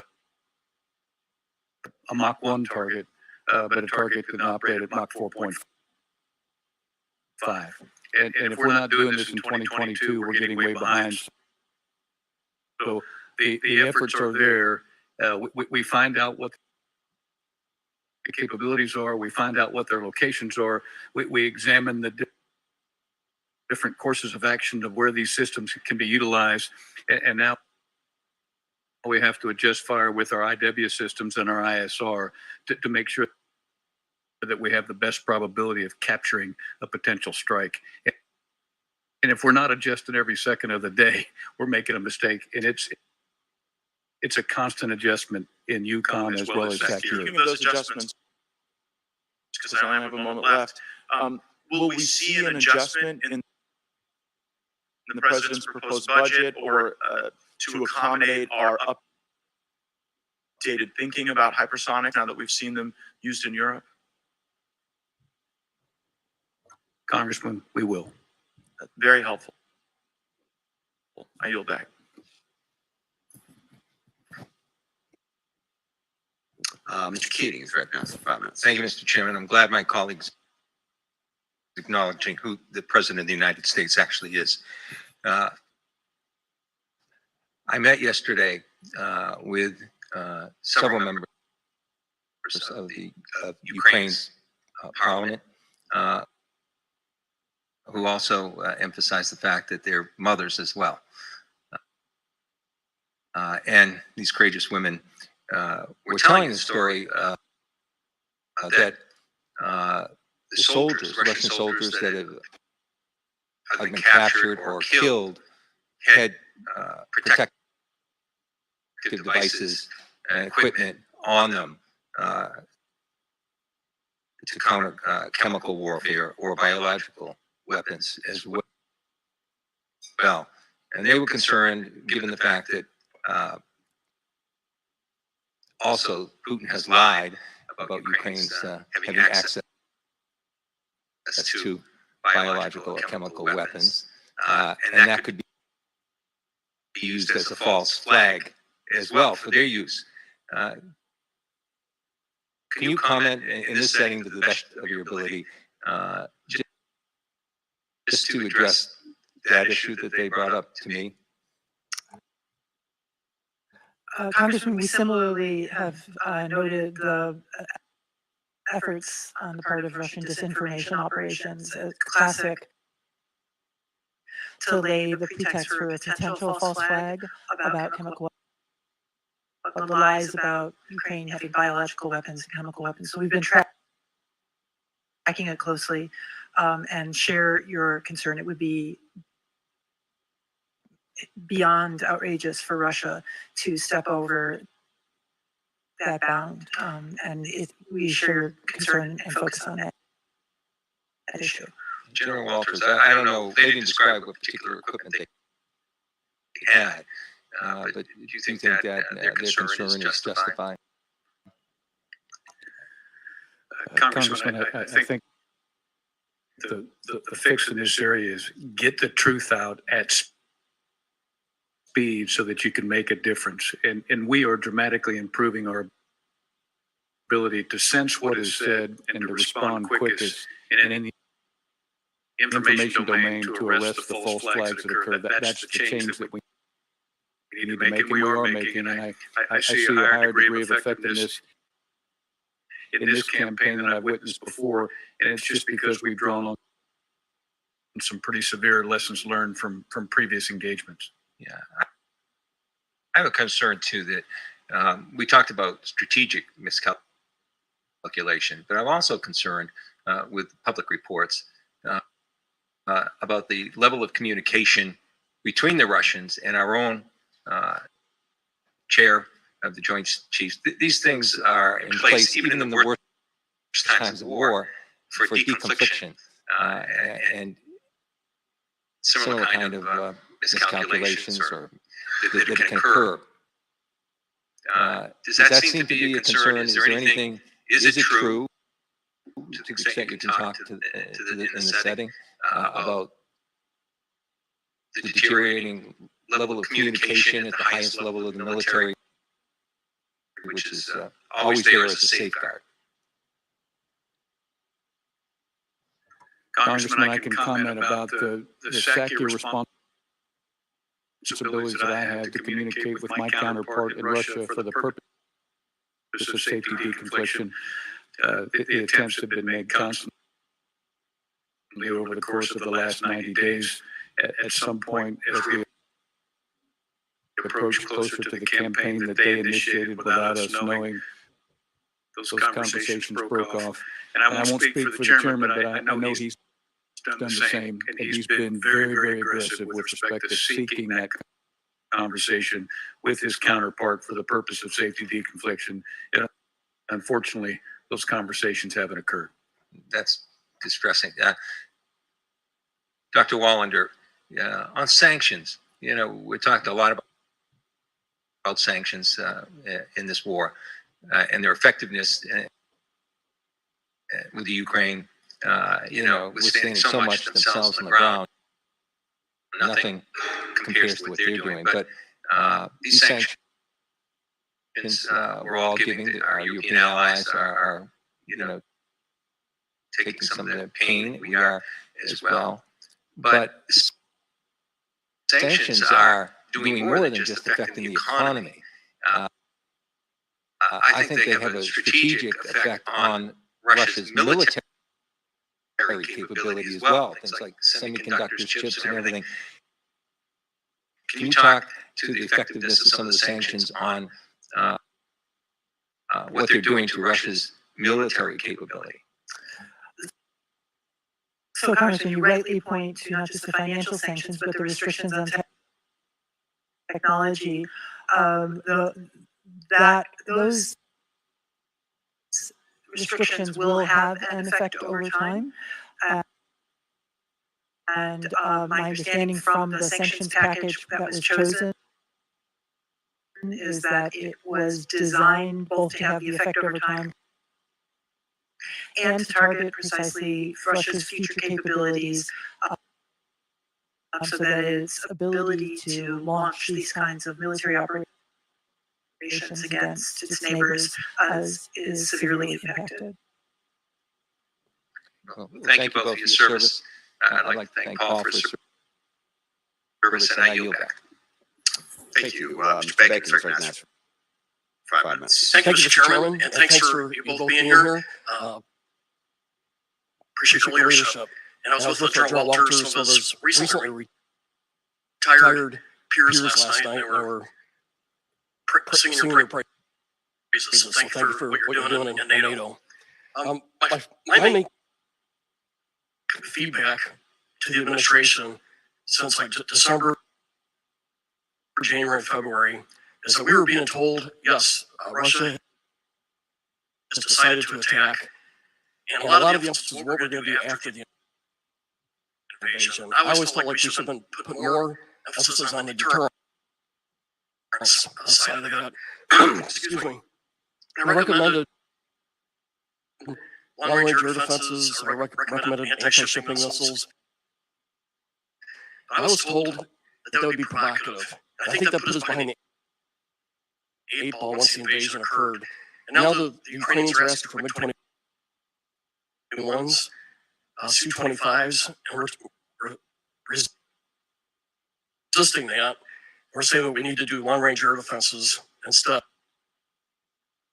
I do agree that long-range air defenses have been very effective against the Russian Air Force, but it doesn't do much for the convoys, the tanks, and we got to be able to provide the Ukrainians the ability to hit those 5,000 or so armored vehicles. And so that brings me to my questions.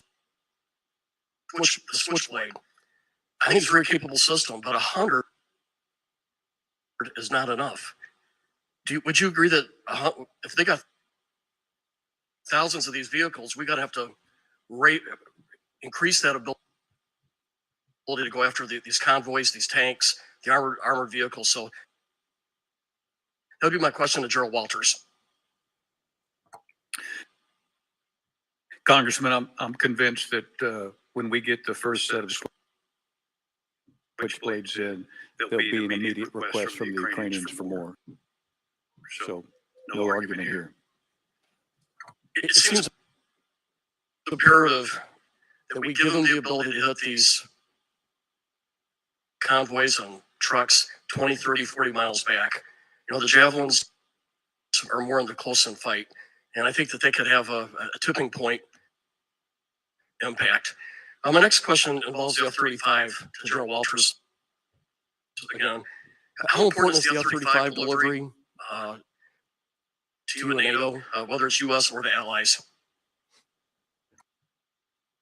It's critical, Congressman, and we can talk more in a classified setting, and I know you're familiar with a lot of this, but the U.S. F-35As, the 4 that we have right now are in use, and they've been very effective doing some elegant ISR activities, and it just reveals to us how much greater capability we're going to have once we get our full fleet on board. And as you well know, the disposition of the NATO nations with respect to the F-35 is dramatically growing, and our hope is we have 100 on the continent right now, and we anticipate in 2030 growing to 550. And that's a good fleet. I'm concerned that the president's budget, for at least the American pie, is being reduced. And we're going to have to figure out how to do nuclear modernization plus provide these kind of capabilities. I know it's hard to balance all that, but I think there's a real cost if we do reduce our F-35 by. My third point is more of a comment. I'm on the Baltic Security Caucus co-chair with my colleague Ruben Gallego, and they do say their number one request is permanent U.S. presence. And I know you've heard that before. I just want to also put stop that. And also, there's a request for air defense capabilities for the Baltics and the MLRS. And I just wanted to make that for the record there. My final question really deals with Russian energy and its impact on our bases in Europe. Ramstein, Spangdahlem, the new hospital rely on Russian gas. I think that's unacceptable. And how do we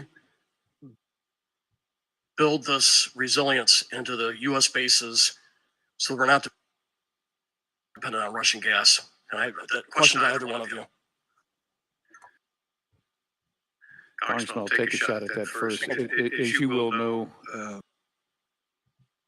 Central European pipeline goes to certain nations.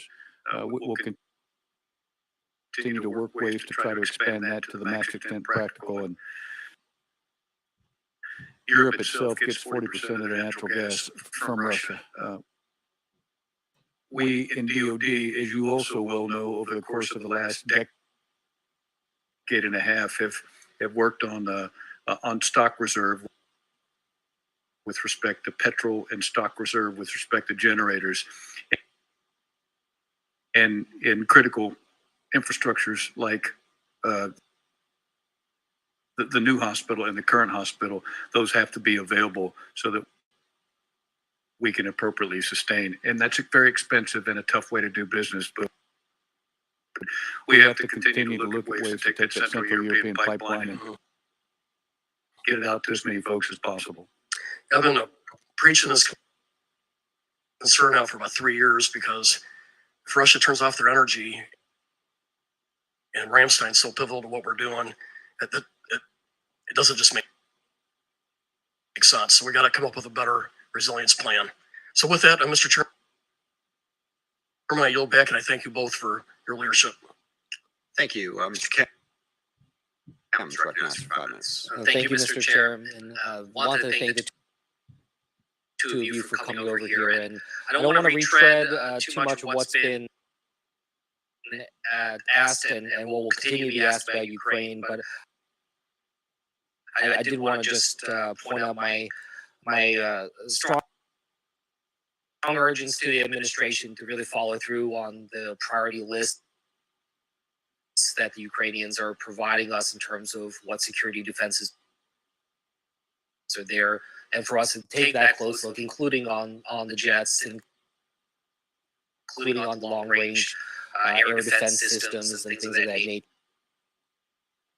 I think at this stage in the conflict, especially what we're seeing in our own administration highlighting the war crimes that are happening against the Ukrainian people, that we recognize that some of this equipment, it's not offensive capabilities if their country is being invaded. These are defensive capabilities that are trying to address this in that kind of capacity. It's not quite escalatory in that same way. If we're thinking about this as that defensive effort. So I just wanted to say that, but look, I know you're getting lots of questions on that. What I also wanted to just raise is, I know that we have had so many conversations lately with our NATO partners about this new era of NATO and what this means going forward, this new posture that we have. I was with many of you at the Munich Security Conference when we were talking about this just before the war started. So as there's this greater solidarity within NATO, I guess I wanted to ask you, and I'll start with Dr.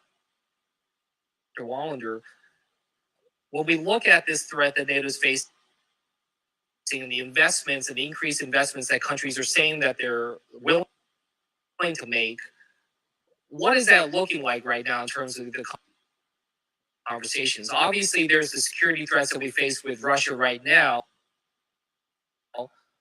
and that's important, and that's something that we need to posture toward. But what we also recognize is that the next great threat to NATO may not necessarily come in the form of tanks rolling across Eastern Europe. We have had a lot of concerns about cyber, about space, about hypersonics, and honestly, in this room we talk a lot more about just the greater threat when it comes to China and the Chinese government going forward, even more so than we have of Russia. So I guess I wanted to ask, when we're having those conversations with our NATO partners about this new mission, this new era of NATO, how is that factoring into the broader effort? Are we making sure that we're looking at this comprehensively across the topography of threats that we face? Thank you, Congressman. Yes, and the answer is yes. The Russian aggression has galvanized, and China's failure to stand on the right side of history and calling Russia out for its aggression, and reports that China may be entertaining the thought of helping Russia cope with the effects of sanctions and some of the restrictions, has really galvanized European leaderships and publics to understand that China is a global challenge and threat, not just one in the Asia-Pacific region, and that China, like Russia, extends its malign influence through corruption, through some questionable commercial and economic means, and through cyber as well. And so working with NATO and the EU, it is possible now, I think, to elevate US-European cooperation on the global challenge that China poses. And that those conversations are happening even as we speak. Okay, well, that's good to hear. And in general, I love your thoughts on this as well, because, as we are talking about NATO, obviously, yes, there is a immediate concern about NATO's role when it comes to this European threat. But what we've also known is that, yes, the transatlantic alliance and the effort there is focused on Europe as well, but there's a global role for NATO as well, and that's certainly something that we have in mind when it comes to even the Indo-Pacific area. So I love your thoughts, just kind of building off of Dr. Wallander, your conversations with NATO partners and whether or not they understand that gravity of not just thinking about this in terms of Russia, but more broadly as well. NATO is very engaged in that area. The Secretary General will host a leaders summit at the end of June in Spain, and he will introduce with the leaders the NATO 2030 strategy, and it touches on this very issue by making sure that we look inside and outside of our area of responsibility in our European continent to grasp all of the issues that could impact security for Europe, and obviously the focus on China is part of that. And the Secretary has been very loud about that. And I'm pleased to report that the NATO 2030 strategy will take that into account. Okay, well, thank you so very much. I think it's just so important that we think about this in that strategic plan, not just about, you know, the challenge and the threat right at our door, but also thinking about what's down the road, you know, what might be coming next. So thank you for your attention to that. Gentleman's time has expired. Mr. Banks is recognized for 5 minutes. Thank you, Mr. Chairman. General, in layman's terms, can you explain what a escalation avoidance strategy actually means?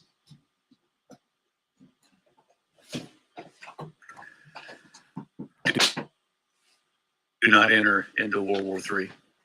But what does it mean specifically? I mean, what define it? How does it apply in this case? Every action has a reaction, and if that reaction gets you closer towards sparking and starting World War III, you need to go back and readjust what your activity is. Okay. On March 25th, USNI News reported that the President of Latvia, President Levits, argued that if NATO had reacted more strongly in 2008 to Russian aggression against neighboring Georgia and the Kremlin's 2014 annexation of Crimea, Moscow would now have invaded Ukraine. Additionally, he said that the appeasement tactics, quote, are not fruitful. General has a U.S. escalation avoidance strategy with Russia prevented Russian aggression in Ukraine? Ensuring that you have NATO unity has ensured greater peace across the European continent. With respect to your question as it applies to Ukraine and Russia, Russia gets a vote on this, and Russia's responsible for their invasion. Okay. General, why did Putin decide to invade Ukraine right now? I think he felt like he had. Why not any time between 2014 and 2022? Why didn't he invade? Why did he invade now? I think he felt like he had popular support of the citizens of Russia. I also felt like he was attempting to take advantage of fissures that could have appeared in NATO as a result of the post-Afghanistan environment. And I also think it has to do with his age and his efficacy, and all those combined together put him in a position to where he elected to go at this time. But the overriding variable in my view is the fact that he believes that he has popular support with his citizens. Russia's invasion has heightened concerns about NATO's ability to defend NATO member states, particularly the Baltic states, from a possible Russian military attack. What is your assessment for NATO member states' willingness and capacity to respond to an intentional or inadvertent attack on a NATO member state? We have changed and will continue to change our military posture, not just in Eastern Europe, but in all quadrants. And that activity, as you're well aware, is ongoing.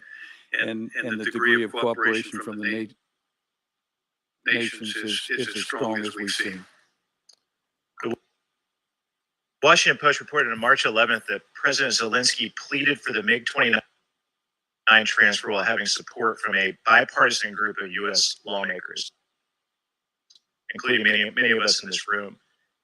And the Biden administration, citing assessments from senior American military commanders in Europe, has said the additional aircraft would offer only minimal value to Ukraine given the contested nature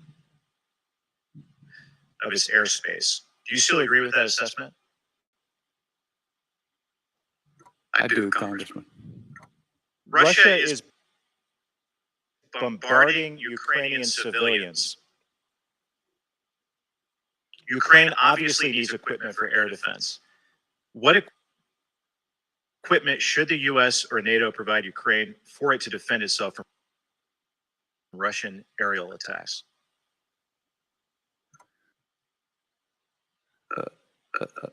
I'd like to address this more in a classified setting, but it goes directly to your point about defining what the problem actually is in the battle space and targeting that problem.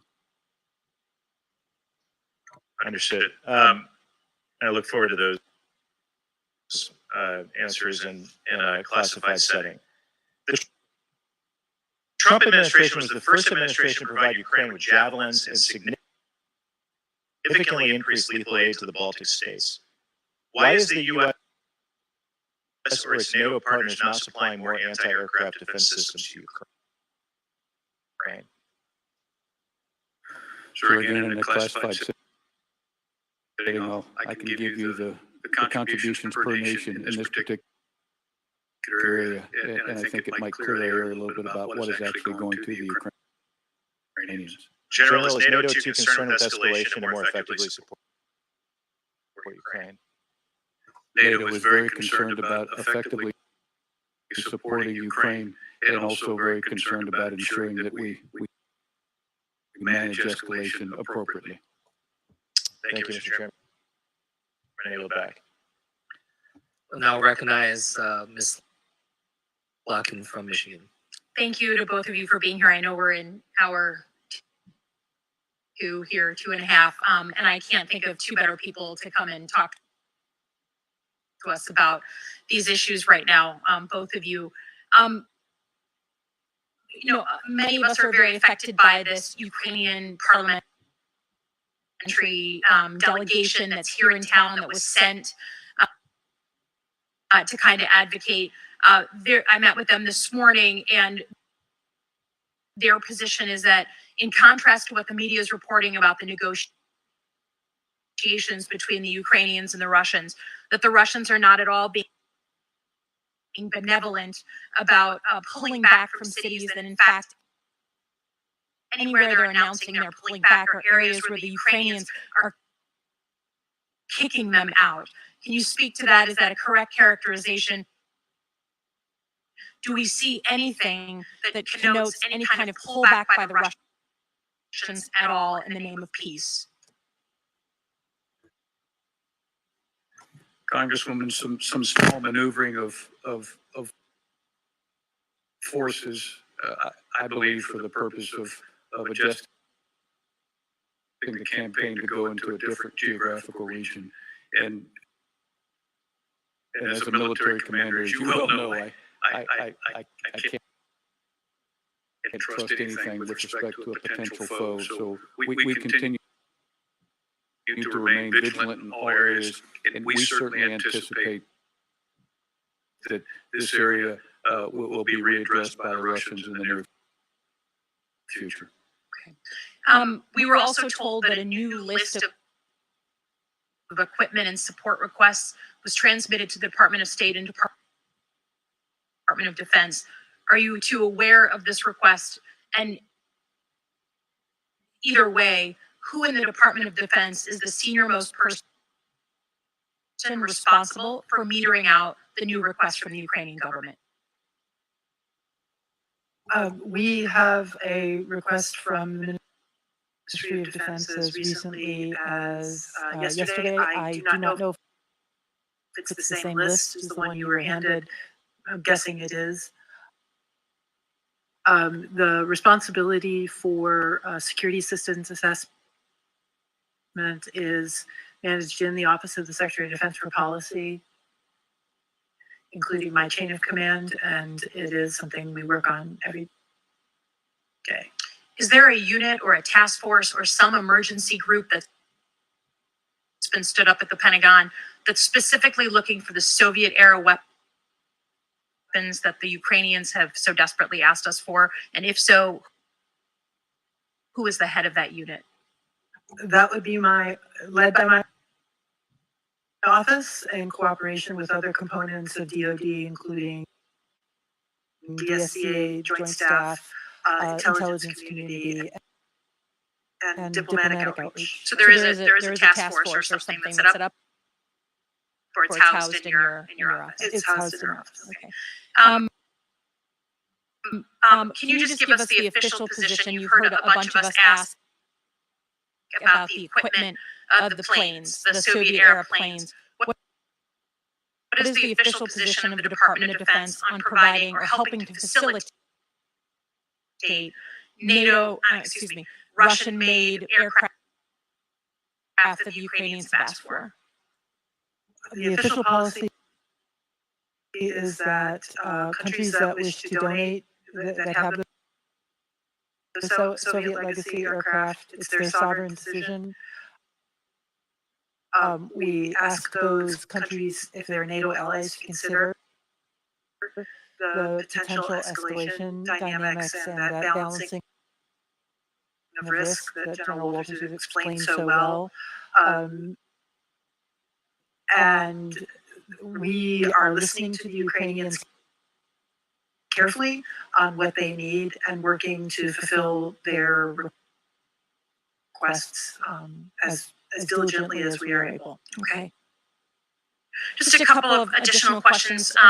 Dr. Wallander, you talked about watching the China-Russia relationship, and obviously I think for a lot of us here, it's very interesting to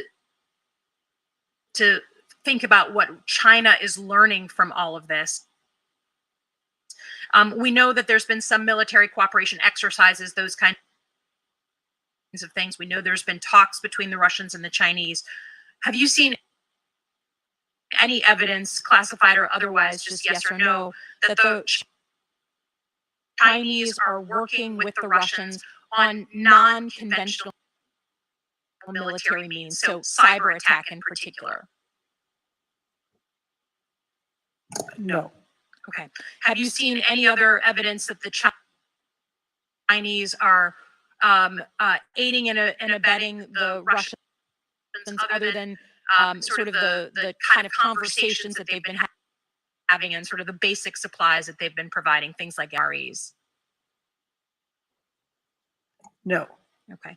And then lastly, I would just say, I think there's a lot of interest in sort of the future of NATO, with Finland and Sweden making noises about being interested, with other countries like North Macedonia trying to get in. Just very briefly, is there any plan to change the criteria, to think differently about how fast NATO membership goes, knowing that it's typically a very slow process? I'm not aware of any assessment to change the timeline. The criteria remain the same. And the membership is driven by the desire and request of potential new allies.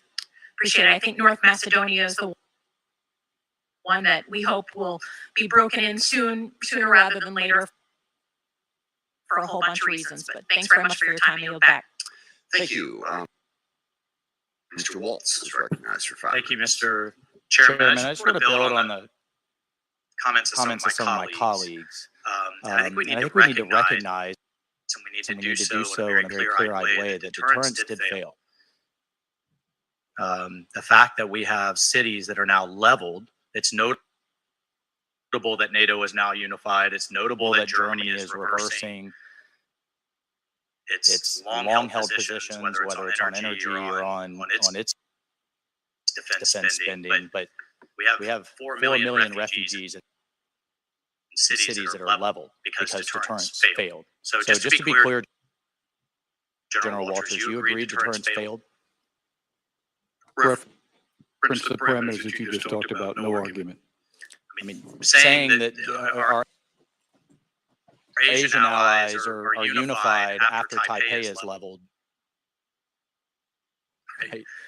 We need to apply these lessons and these failures and lessons learned on what failed up front. And I think on top of the lack of response 2018, lack of response in 2014, we now had New START, which is the Russians' top priority, extended cleanly with really nothing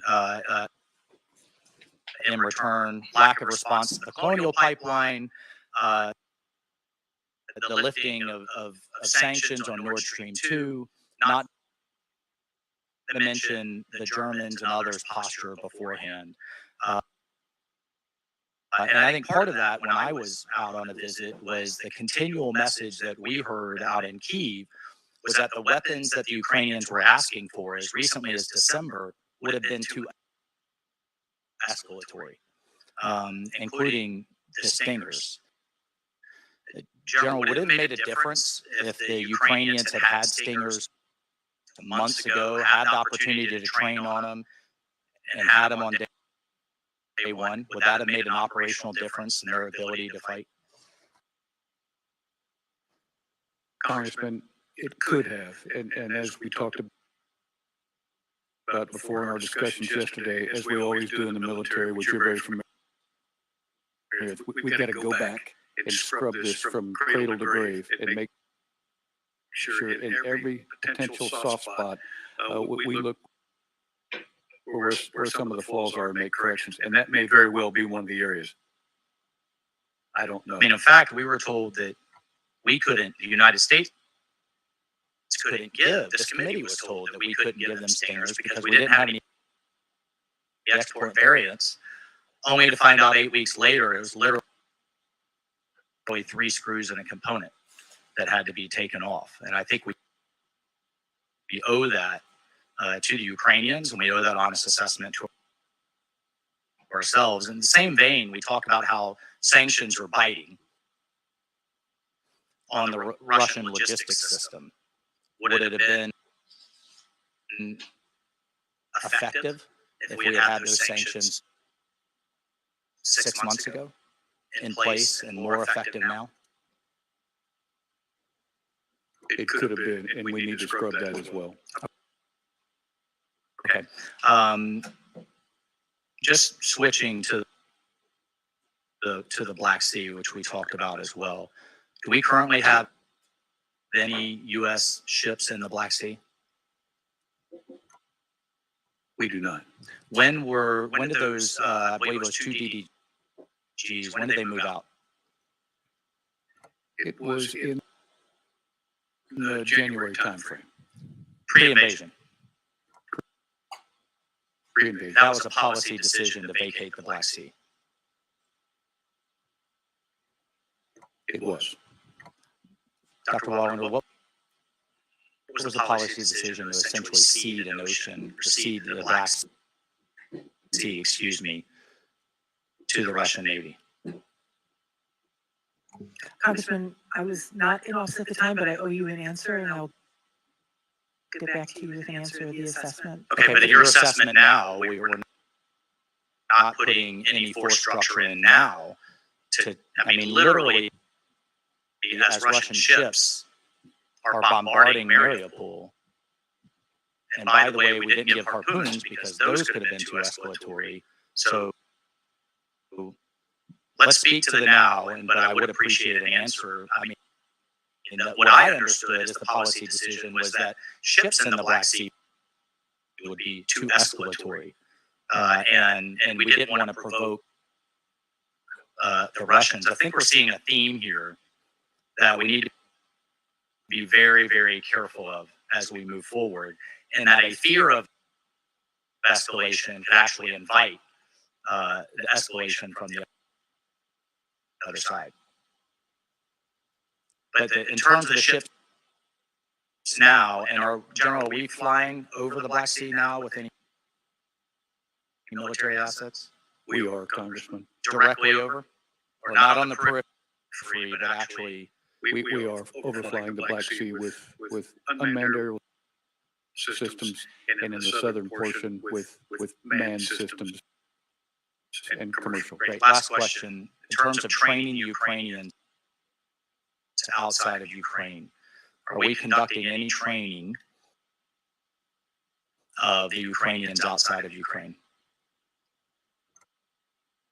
We are not, Congressman. That there is some advising taking place with liaison officers to ensure that we can get Dr. Waller, as a policy matter, why are we not training them? I am not aware of any requests from the Ukrainians to train outside. Ukrainians don't want to be trained on the weapon systems that we're providing them? I believe the Ukrainians are fighting in the country at this time. I am not aware of any requests, but I owe you a good answer on whether we have received such requests. Thank you. Gentleman's time has expired. I will let people know we're breaking at 12:30. So if we don't get to your questions in the public session, we are having a classified session at 1 o'clock. We'll prioritize people who were not able to ask a question here in the classified section. But at 12:30, we turn into a pumpkin. We give these folks a break before we then do the classified session at 1. So we'll get to as many as we can. Before then, with that, Cheryl is recognized for 5 minutes. Thank you, Mr. Chairman, and I echo many of the chairman's comments on Paul Arcangeli. I'm sorry to see him go. General Walters, with the establishment of a theater fires command in Europe, will the Army look to deploy more ground-based surface-to-surface indirect fire assets, such as the URCA, to the European theater, especially given that currently Russian artillery outranges ours? Congresswoman, that's a possibility, and I hearken back to post-conflict with what has taken place right now. After we have a deep scrub with respect to an after-action review, this will be one of the areas that we address. But the theater fires construct is exactly what we need, and we're excited about going forward with that. So in that vein, will these systems, do you expect they'll meet the needs of these type of systems meet the needs of the Theater Fires Command, or are you going to look towards more ground-based extended range hypersonic projectiles such as the Slurk?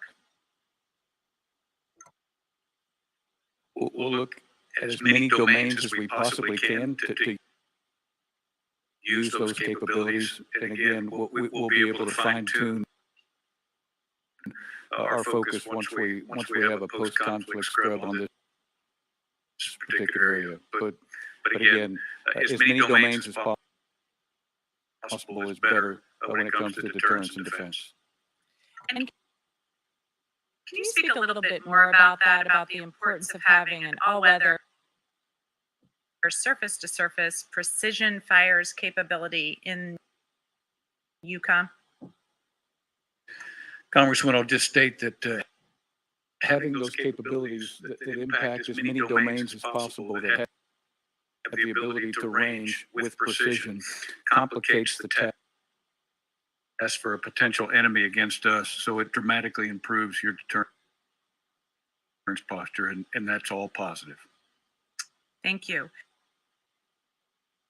And further, regarding the ongoing war in Ukraine, we've seen multiple reports regarding the Russian military's logistical challenges with stopped convoys, abandoned vehicles, and stranded forces, all leading to a loss of combat power that's proving deadly to Russian forces on the ground.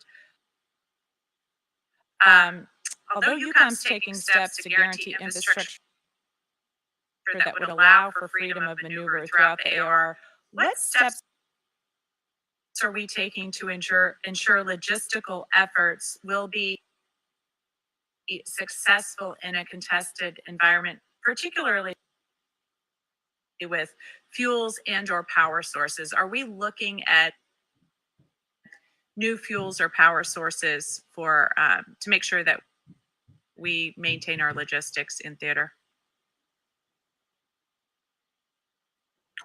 We are, Congresswoman, and it first starts with the independence that we must possess for the basics. That's electricity and gas, and it goes back to some of the previous discussions that we've had. As you know, we stock additional gas and we stock additional generators for the purpose of having expeditionary services to go to in the event that certain systems are shut down. And we need to continue to advance that independence with all the areas that you alluded to, and that is actually part of future plans. Thank you. And then, with respect to our preparation and supporting the Ukrainians under the previous administration, we know President Trump withheld javelins, contrary to the expectations of this committee. Are the javelins proving to be important in the fight now against the Russians for the Ukrainians? Yes, Congresswoman. Thank you. And as we're looking towards how we are going to move forward united with our NATO and UCOM partners, Dr. Wallander, have you seen this administration working incredibly hard in close support with our NATO allies? Yes, Congressman. And has that been an important part of our fight against to make sure that we are isolating the Russians from the world community? It's been vital to isolating Russia, helping Ukraine, and sending a credible message to Russia. And as we're looking to support the Ukrainians, have we done so in with our NATO allies, and have we gotten the Ukrainians much of what they need to be as successful as they have been currently in this fight against Russia? We have been coordinating and communicating with NATO allies with their willingness, and we've been communicating many of the requirements that the Ukrainians convey to us so that allies that have those capabilities and are willing to provide them are able to do so. Well, thank you very much. I was in Ukraine meeting with President Zelensky shortly before the Russian invasion, and much of what he asked for, the Stingers, the javelins, and the support for ammo on the ground, I see that we have provided him, and it seems as if it's been very successful for the Ukrainian people in their fight against Russia. So thank you. Thank you very much. Mr. Franklin is recognized for 5 minutes. Thank you, Mr. Chairman. General Walters, to follow up on Representative Waltz's questions, I'm still a little confused about the messaging on what we're doing in Poland. A week ago, the National Security Advisor said we were doing no training. Then President Biden said we were. And then yesterday, a senior administration official said that U.S. troops help Ukrainian forces in Poland load weapons the West gives them. As they do so, they provide verbal instruction on how to use the weaponry, like anti-aircraft missiles, but don't lead Ukrainian forces through physical drills. Very mixed messaging. It's confusing to all of us. Did anyone in the White House coordinate any of those statements with you as the Supreme Allied Commander in Europe? No, Congressman. Not asking you to elaborate in this setting specifically what we may or may not be doing with Ukrainian soldiers. I'll defer that to a classified session. What is your military advice on publicly talking specifically about how we train Ukrainians?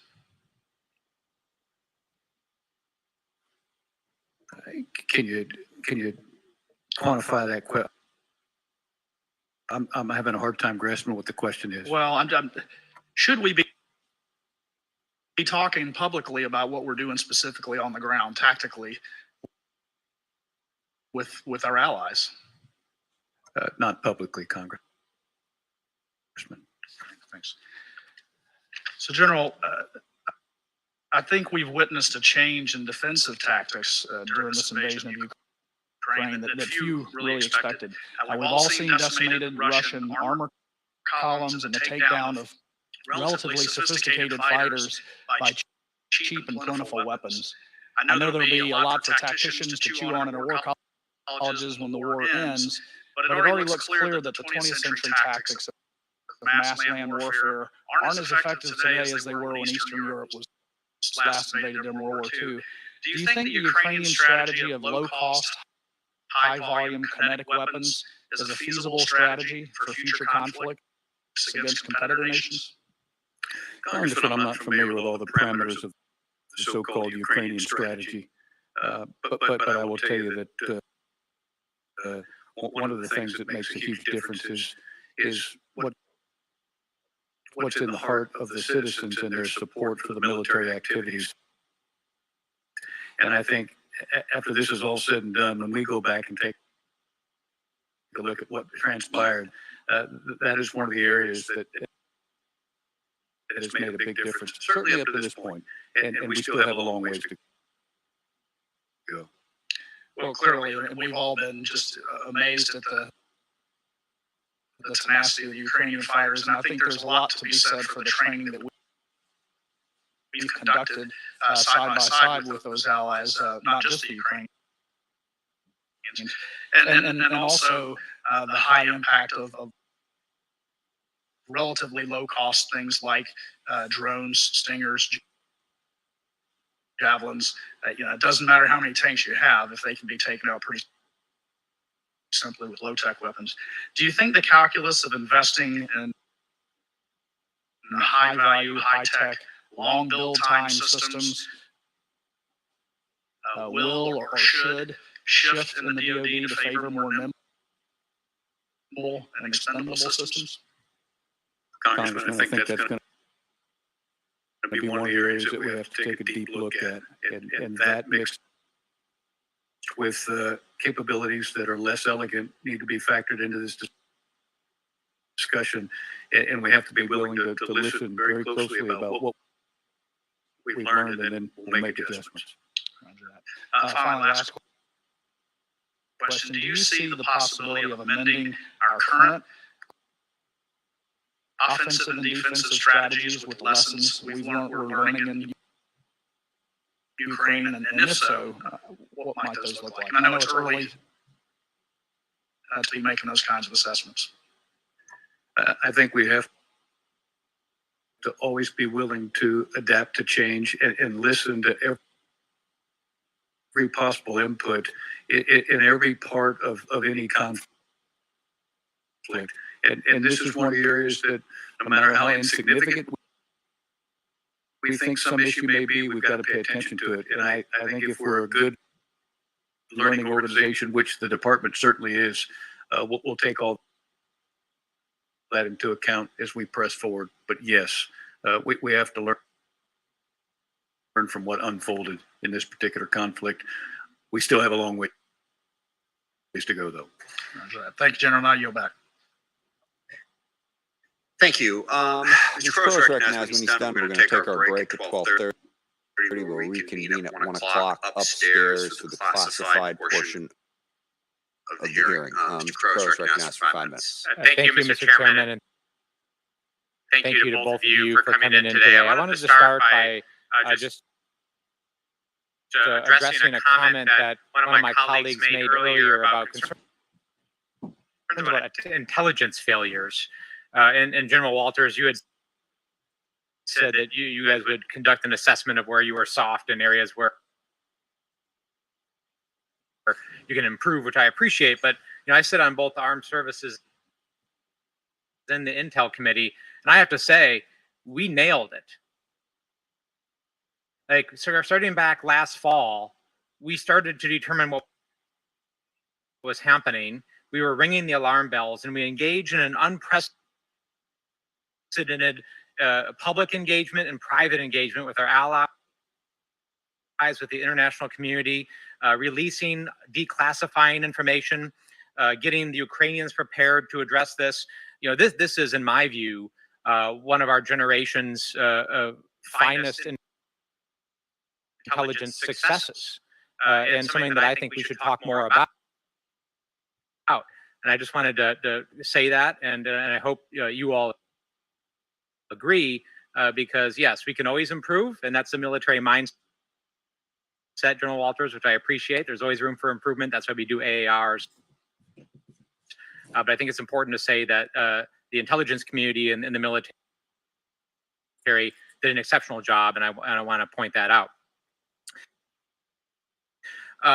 So starting with Dr. Wallander, I've been in regular communication with Ukrainian military and civilian leadership, and they have provided me with a document that's entitled "The Urgent Needs of the Armed Forces of Ukraine in a Priority Order."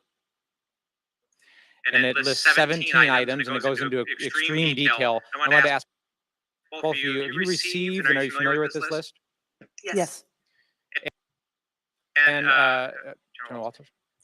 Yes. And is the Department of Defense looking at this list in a detailed way and going down these requests? Yes. And is the Department of Defense prepared to either in a classified or non-classified setting or on the record provide this committee with an analysis of all these requests and either what we're able to comply with or what we're not, and if we're not, the reasons why we're not? Yes. Okay, thank you. And then kind of broadening out in terms of our security cooperation. A couple of weeks ago, there was this issue of the providing of MiGs through Poland that occurred, and the administration came out, and I think, General Walters, you made it clear that you thought that providing fighter jets would not be appropriate at this time.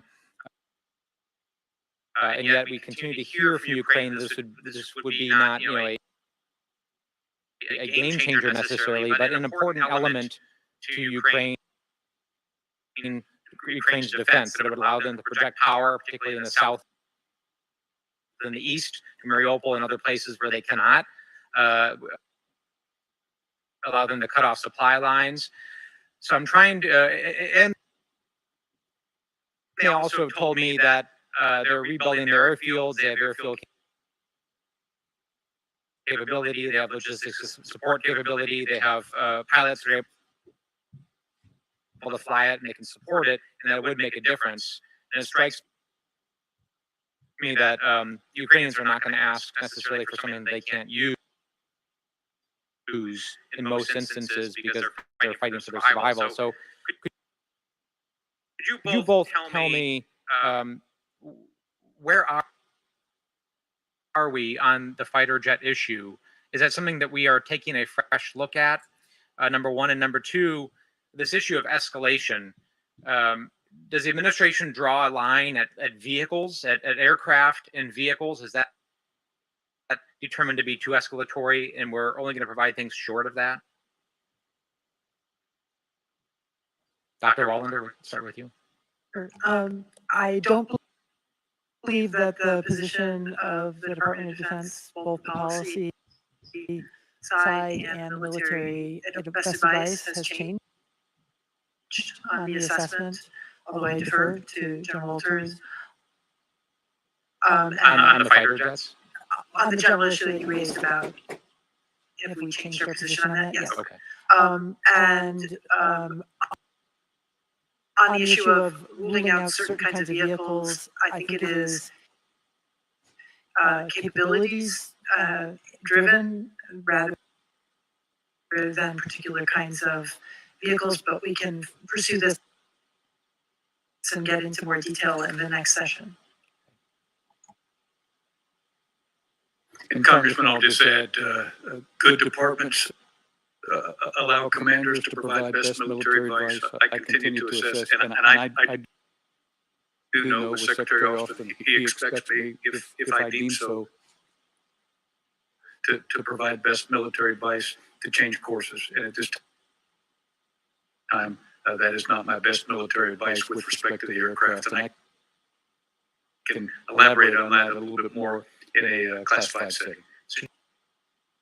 Just before we go into classified setting, though, so understand, so it's your best military advice that the United States or its allies should not provide fighter jets to Ukraine at this time. Is that accurate? It is my best military advice that the U.S. doesn't, and it's also my best military advice that we allow nations to independently make their decision about what they would like to offer the Ukrainians. I don't want to thwart any of that. Okay, well, we're out of time, and we'll follow up on in a classified setting. Thank you. Thank you very much. Appreciate that. Very thorough. We will continue in a half hour in 2022-12 for our classified portion. We are adjourned.